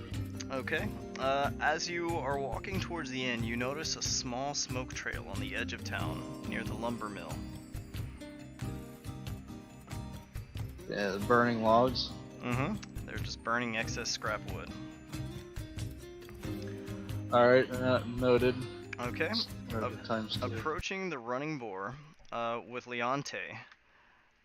As you guys are making your way to the entrance, you notice the tavern keeper, who you known to be Adana, boiling some fresh water for everyday use out in the front. I go and I say, careful about those dogs. They like to come in and steal stuff. And she says, "Huh?" As you guys just like step inside. On the inside, Watch out for your meat. Dogs might steal it. and she just kind of like shakes her head like, what the hell is this guy talking about? You'll know. Stepping inside. Unless, are you trying to like sit there and have a conversation with her? I thought y'all were just saying this in passing. I'm saying in passing. Okay. Stepping inside the inn, you find Olivier and Rorkval and an intimidated-looking Jacques. The town guard seems a little bit tense as he's eyeing Rorkval and Olivier. I talked to Jacques in the town guard. I'm like, is there a problem? And they the town guard sort of looks at Olivier and Rorqual and says, these two came out of nowhere from the second floor. But Thorvald, thank you we guys don't want to here. cause any kind of scene with the two of them. But that girl there assures us that gorilla's gonna not be a problem. Please, He's Thorvald, not. I've He's been... my companion. See?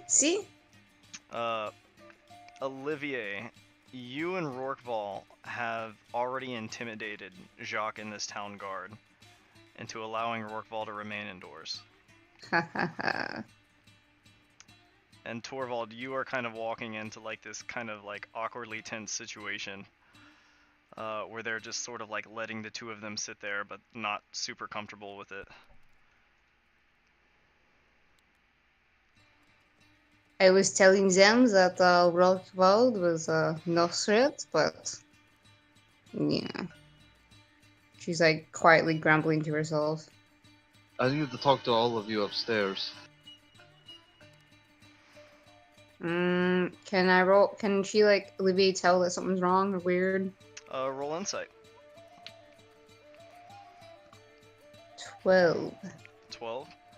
Yeah, you can tell Thorvald's a little put off by something, but you're not quite sure what. He's got kind of a strange look on his face. Olivier's gonna slam like a gold piece on the bar and be like, "Here for your troubles," and then like proceed upstairs. He says, "Huh, that more than pays for it." And all of you guys go upstairs. Do you notice Thorvald, anything strange Thorvald, lately? real quick, as you are walking up the staircase, you hear a small, quiet, "Hello?" I stop. Make me a perception check. If I use inspiration on, let's say, a 19, will that make it a nat 20, or is that just like a modifier? No, you have to roll a nat 20. It would just make it a modifier. Okay, never mind. Just 19 then. Okay, so looking around the staircase, you don't see anything in the vicinity. There doesn't seem to be anyone around you. Did you guys hear something just now? Can I roll for whatever it'd be? Yeah, go ahead and roll perception.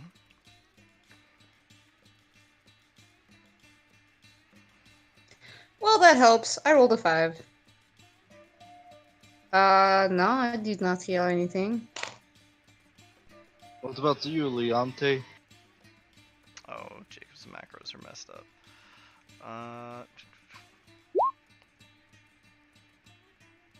Leonte shrugs and says, "I didn't hear anything." Let's continue on then. Must be just hearing things. Rorqual, who's in the front, didn't hear anything. Is that what you wanted to talk about? No. There's something strange going on. What? When did we get in to the? When did we check into this inn? Yesterday, maybe around midday, noon, I would say. And you and Leonte went out last night. Oui. She woke me up and just Leonte Kind led of. you to that house, Olivier. Yeah. she just forcibly made me follow her to some creepy house. Yes, I was there too. It seems that there was a spirit there, but that's the least of my concerns, surprisingly. But did Jock not remember my name? Olivier, you did see the ghost of an old woman there. Oh, all that house? You did not see that ghost woman? Yes, she was shaking around some stuff, like a ball and chair, but we left after I couldn't find anything else but that's, like I said, that was the least of my worries. There's something else. So tell me, What did I do yesterday? Did I heal people, including a man's twisted arm? Olivier is unaffected from the town voodoo hoodoo No, stuff, right? you remember this perfectly. Oui, I made the little boy glasses. You helped for people. There was a dog. Yes, we have been here before. I do not understand what is going on. And Lily, Leonte, what did you see when we were coming back from the haunted house? She says, nothing, I didn't see anything. You didn't see me heal a man with a twisted arm and after he was settling a fight with 2 dogs? Oh, yeah, today. Yeah, I did. That just happened. We just got here from that. He says, Wait, what do you mean that happened? It happened again. The man with the twisted arm. I went to his mother's. Was it his mother's? Or- yeah, Zan. his aunt, yeah. I went to his aunt's house and fixed her back like I did yesterday, with the hammer and chisel and all. Wait, what? How is this possible? What do you mean his arm was broken again?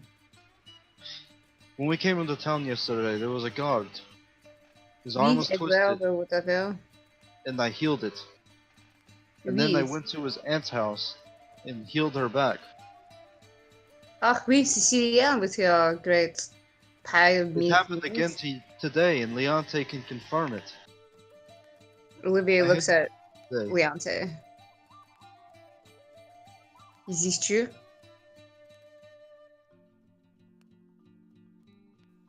Olivier is asking. Sorry. Leonte. Leonte says, yeah, we just got back from all that. She says, she shrugs and she says, I'm not really sure what's going on either. But Any he's not moment now, making it up. Should I'm we gonna be go bombarded with 4 more downstairs? people that I have to heal. I was gonna say, at about this time, the town guard kind of shows up and behind you, and you hear a cough, Thorvald, and turn to see the town guard with 4 people behind you, or with 4 people behind him, and he says, "There's some people here looking for a Thorvald." Yes, they need healing. Bring them up. And he says, Olivier? right. And he kind of points and he says, I guess this is your guy. And Alright, they all start like showing you their wounds like right away, and it's kind of overwhelming as they're all like, oh my son, and like, oh my arm. Olivier's gonna go get the alcohol again and fix glasses and give him a 12-volt and then like sit by the door and wait for that damn dog. Okay. So Alright, to say, you with the gash, come here. okay, you gonna do the same thing? Yeah, All right, roll me a medicine check. 15. 15. Okay, you mend her arm the same way you did before. You clean it out with the bottle of alcohol that Olivier still has on her person. By the way, I rolled a 21 for the tinker check for the glasses. Sunglasses. Okay, this time you kind of like anticipate it and you come along. And you see that you still have the bottle from yesterday in your bag, and Thorvald uses that to mend the wound and all that. And then when Thorvald heals the boy's blindness, and you produce the glasses, Olivier, the mother sort of cocks her head and says, "That's strange. When we woke up today, we had those that strange object you're holding and in our home." That's because she gave it to you yesterday. And the woman turns and looks at you and she says, "What are you talking about?" Time is repeating itself. I healed you all yesterday. As you say this, the mother's head sort of like jerks to one side, and the kid like sort of twitches his shoulder. Oh my god, you're gonna give him seizures. And the other townspeople all like their eyes all like kind of twitch. And the mother says, "No, that can't be. Uh, he couldn't see until just now. He was born Well, that way." Tomorrow, he's going to see again and again. And Is the that my guard ass? outside. Watch, any second now, a dog is going to come rummaging through the kitchens and is going to steal a piece of meat. Roll me a persuasion check, Thorvald. where do you think you got those 10. 10. contraptions? Okay. They're like about to answer you, Thorvald, when Olivier, Oops, my bad.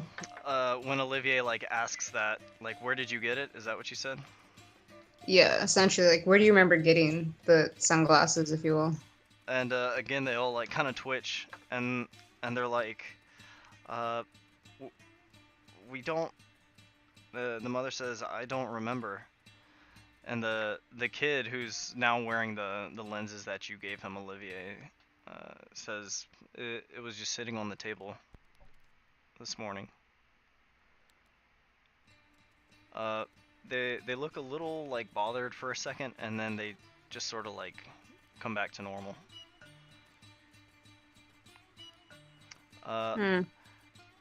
A moment kind of goes by.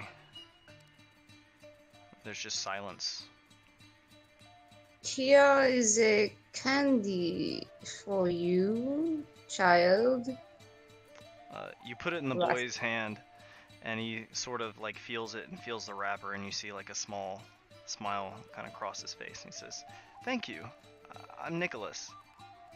Thank you for fixing my eyes." Well, Thorvald did that. Maybe write a note that he did that for you, and you are welcome. Yes, I want you all to write notes that I healed you. And put them in a place that you'll remember in your homes tonight. Can you all do that? As a way to keep record of your medical stuff or whatever. Oui, this is important in case something happens in the future.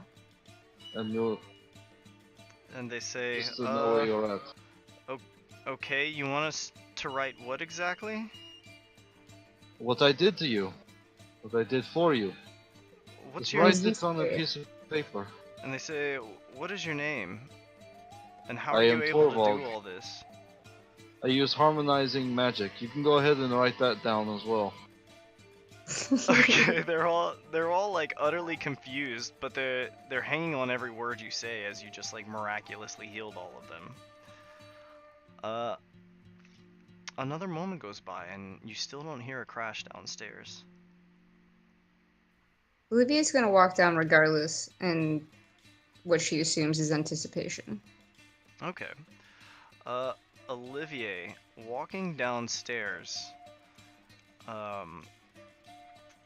you kind of come down here and looking across, you notice that this door is closed. One second.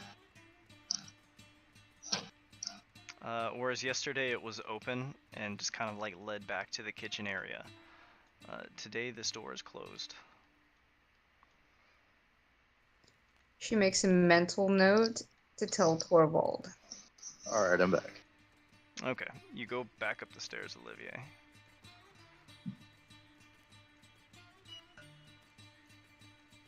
Hey, So they all Thorvald? wrote notes on what I said? And they're putting it in their homes? You've instructed them to all write notes. Yeah, are they doing it?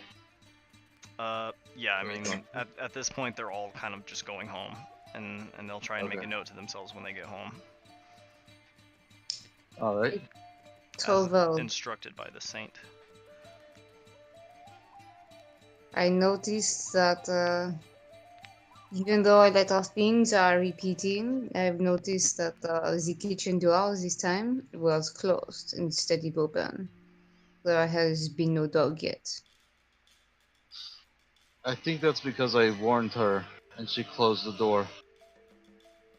Maybe so. For analogy's sake, maybe we are changing the ripples of the day. maybe we should go notice more what is in the city, so if it happens again, we know what is different and is the same. Alright. Uh, I'll go ahead and open the door to the kitchen. but do you want to repeat the same day or make it different? We catch the dog this time. Open the door. I will write everything in cipher to make sure no one knows of our investigations. And then she's gonna Alright. run downstairs and kick the door open. Okay. Thorvald. From this point on, you are considered a folk hero for all intents and purposes. Yay! Yay! Olivier, as you kind of step to the back and you open up this door, you find Adana back here, sort of like rolling bread on the counter. Or I'm sorry, actually, she has got like a plate, because she's actually not in the kitchen. Whoops. So she's got like a plate of food that she is preparing to serve. But you open the door and she kind of looks at you in surprise, and you hear Jacques say, please stay in the serving area. You're welcome to go to any of these tables here or the back room, kind of pointing across here. Just tell him that you need the door open because you're doing an experiment. And you'll catch any dogs that try to, like, enter. She's I don't know. gonna pretend like she's drunk, I guess, and stumble in and be like, "Oh, mon chéri, please be a dear and go fetch me some meat. I'm starving. Is this not starving here? Here, let me open the windows for you." And like go open the doors and everything. As you're going to like open these doors and windows, Jacques says, actually, miss, we're under instruction by Miss Idana that we are to keep all the doors closed for today.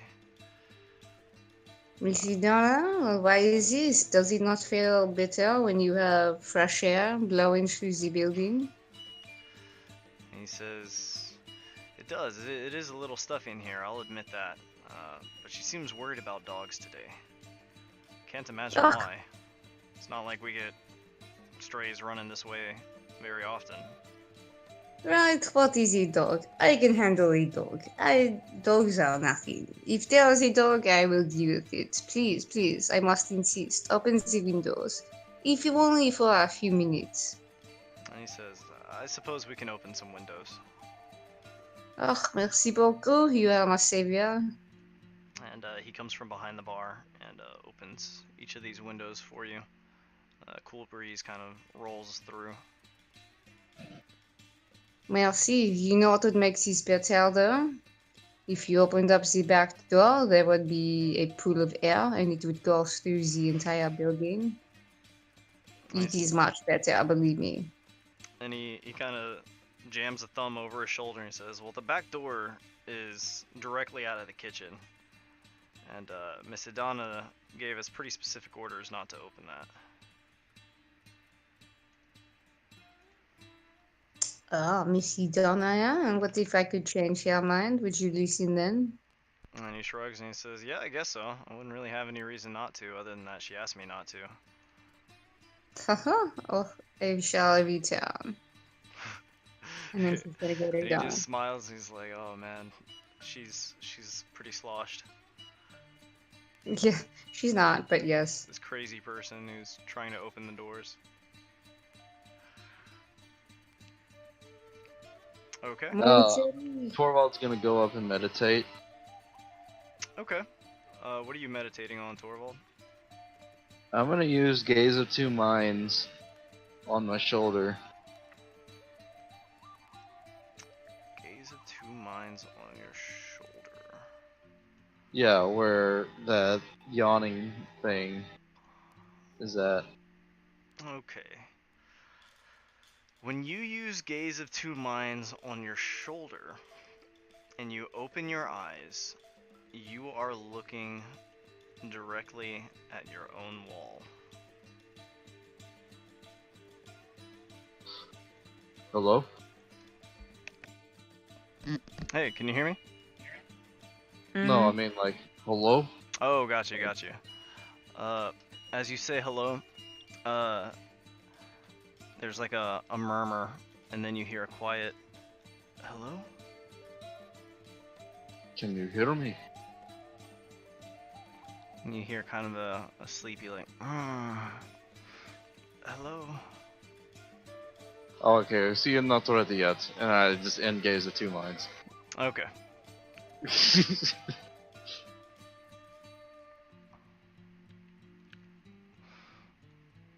Okie dokie. Olivier, what are you doing at about this point?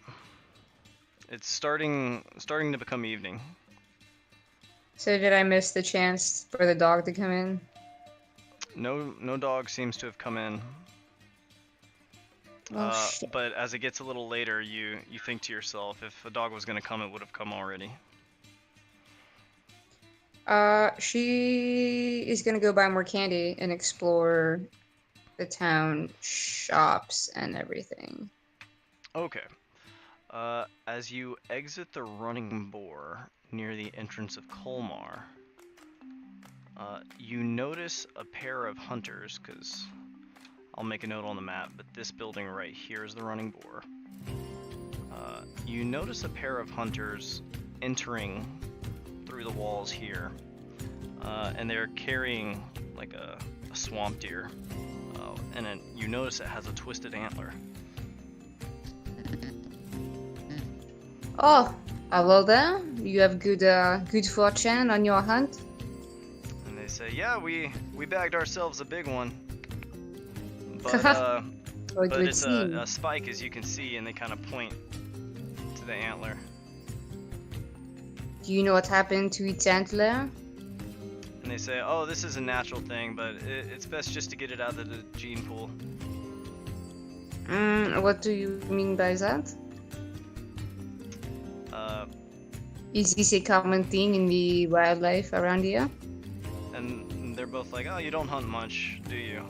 But yeah, this happens every so often, but you want to take these out so that they don't make more like them.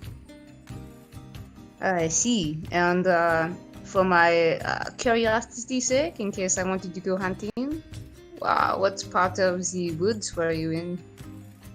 And they say, well, this one's out of the swamps, but they tend to stay on drier ground near the grassier regions.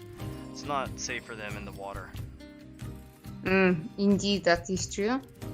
May I ask what you do with the carcass? And they both laugh and they're like, well, we eat it, of course. Meat's still just as good as any other deer. Of course, but yet it must be weeded out. And they're like, yeah, you don't want other spikes like this. Indeed. What were your names, messieurs? One of them says, my name's Bennett. And the other one says... One second.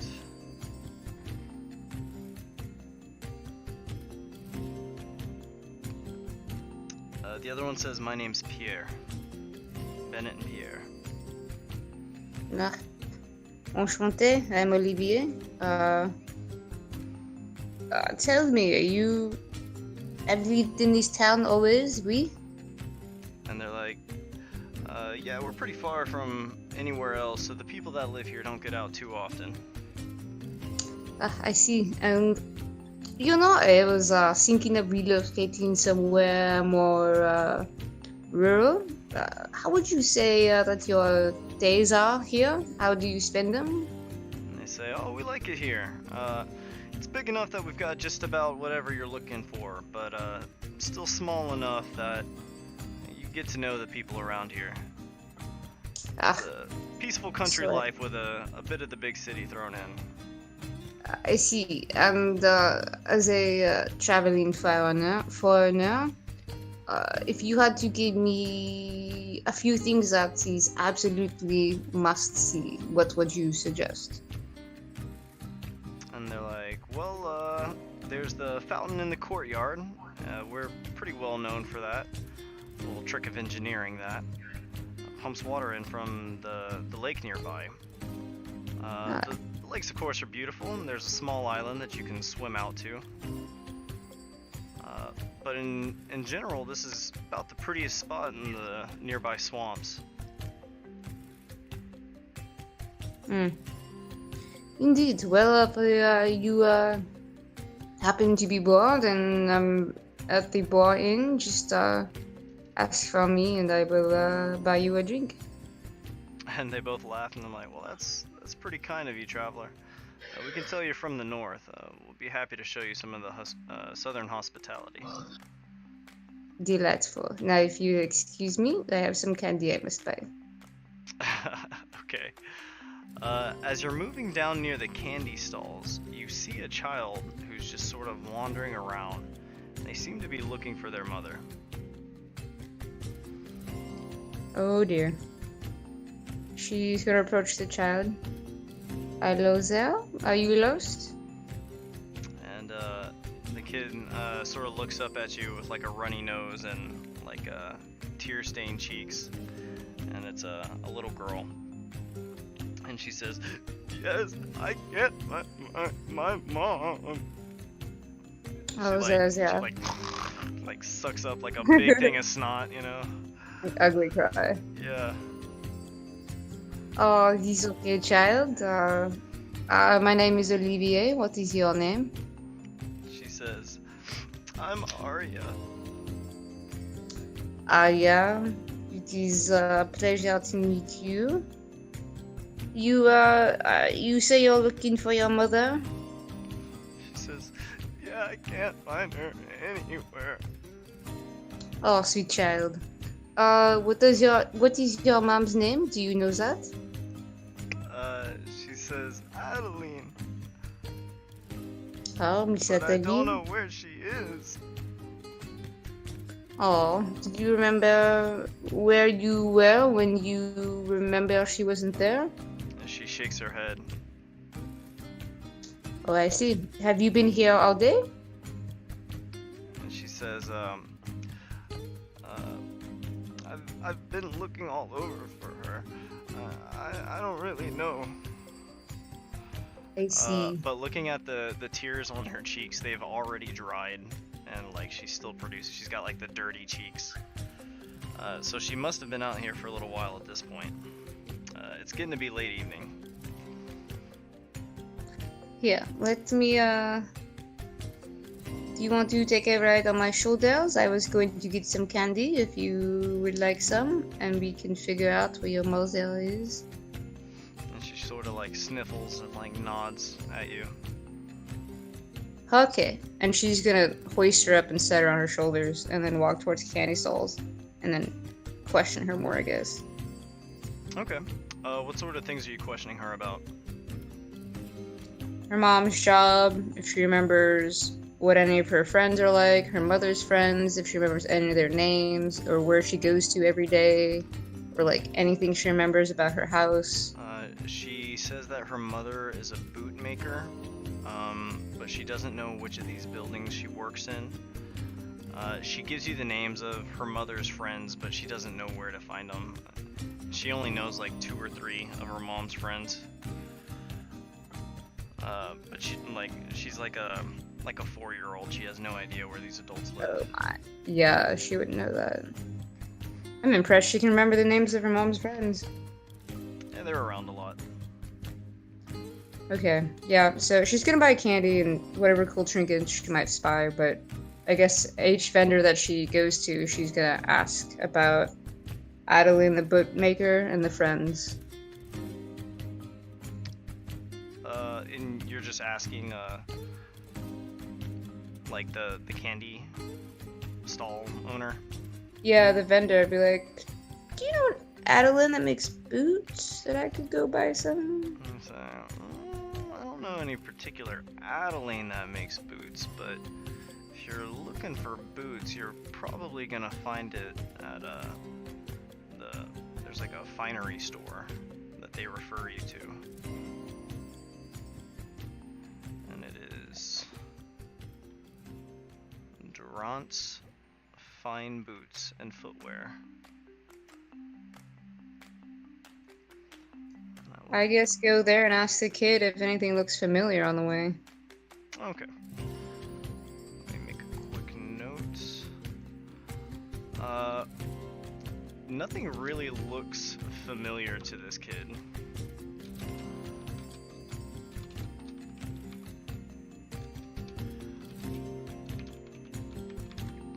Okay, there we go.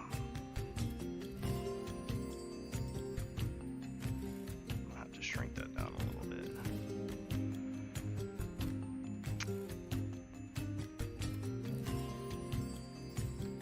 Okay.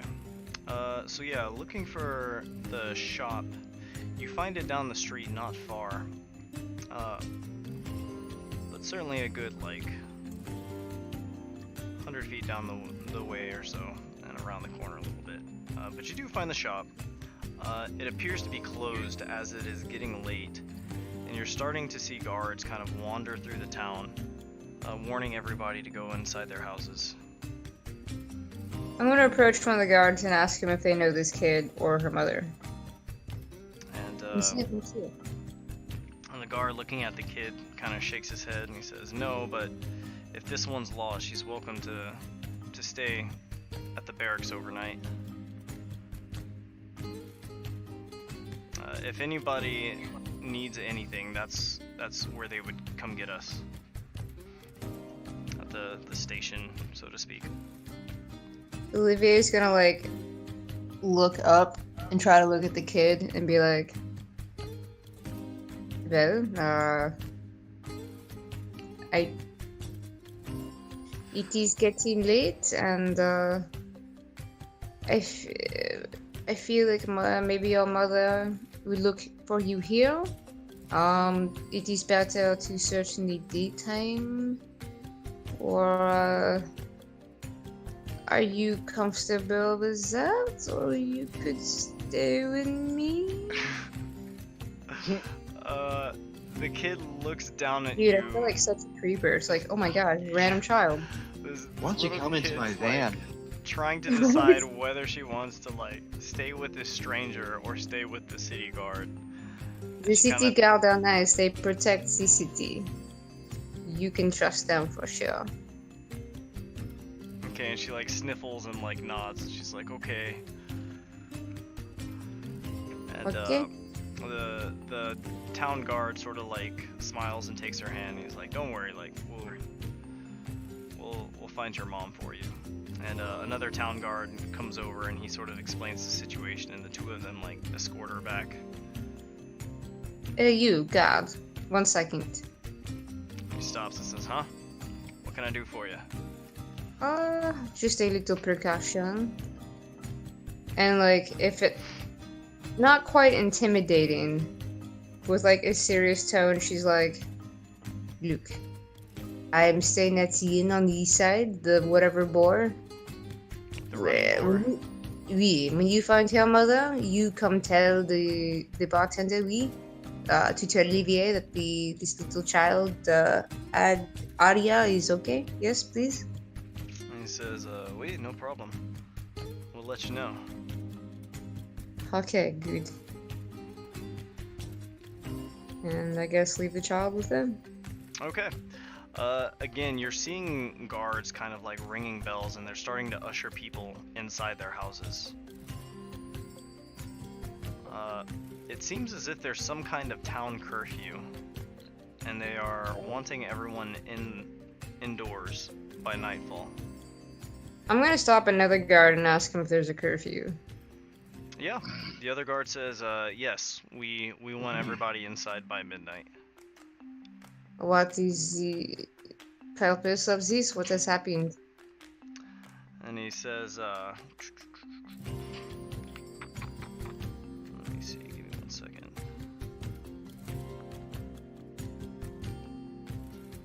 It says, "The swamps of the Cradle aren't safe at night, even within our walls. We're close to the deep wilds out here in Colmar, and if you get attacked by the Fae or step into the wrong bog, there's not going to be anyone around to save you. I know you're not from around here, and I understand any frustration, but I must ask that you remain inside until dawn nonetheless. Yes, that seems reasonable. If has this been an ongoing thing with the fae and animals and such? And he nods grimly and he says, we keep our hands full, but the swamps are a dangerous place, and that's why these walls were built around the city. Aha. He says, this place may be a paradise, but it comes with great effort on the part of the town guard here. Well, bonne chance, bonne nuit. Yes, thank you, sir. I shall be on my way. And he grunts and he nods and he says, be safe. Merci, you too. And she's gonna go back to the inn and try to find Thorvald. Okay. Let me make another note here. Haunted house. Okay. Thorvald, what have you been doing? Meditating and resting. Meditating and resting. Okay. Leonte has been in her room. She hasn't really come out since earlier. Let me go ahead and move you guys onto that map.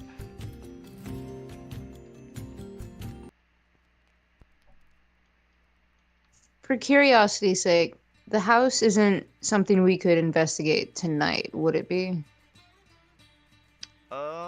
Possibly. As you walked through the door, this tired-looking town guard that kind of stays near the tavern door gives you a nod, and he says, "Welcome back." Merci.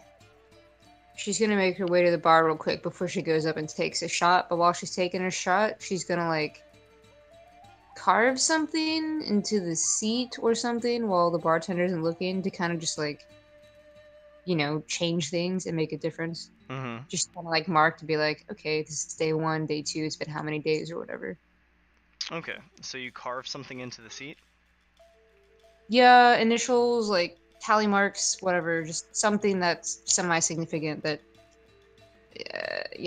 could be Okay. spotted. Okay, so you carve it into the seat, and then you head upstairs? Yes, after taking a shot. After taking a shot, you head upstairs. Alright, it is now approaching the late evening of your second day. Leonte has been meditating for a good while now. Neither of you guys have seen her since earlier this afternoon when Thorvald was healing everyone. So what are you guys doing, Thorvald and Olivier? Are y'all just gonna retire for the evening? Yeah. Prior to that, Olivier is just gonna tell Thorvald of what happened with the little girl, and that happened was a thing. Just kind of fill him in on what happened during the night. Yeah, that Yeah. she met a little girl that no one seemed to know the mother of?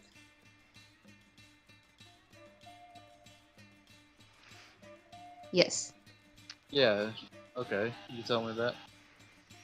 Yeah, and that I notched the bar stool downstairs.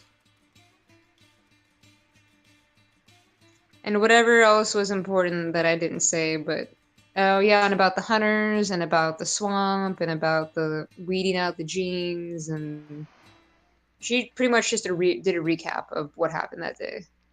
Okay. Alright. Thorvald, any response? So that's very strange. Is it not? Okay. Do you think it's the water? Something is very wrong here. Don't like it. Alright. Do y'all wanna do any crafting or anything for the night? No. I mean, shit, I could. Yeah, you can just do a little bit of tinkering before you go to bed. Yeah, just like a little bit over a cup as I fall asleep. Okay, go ahead and roll it.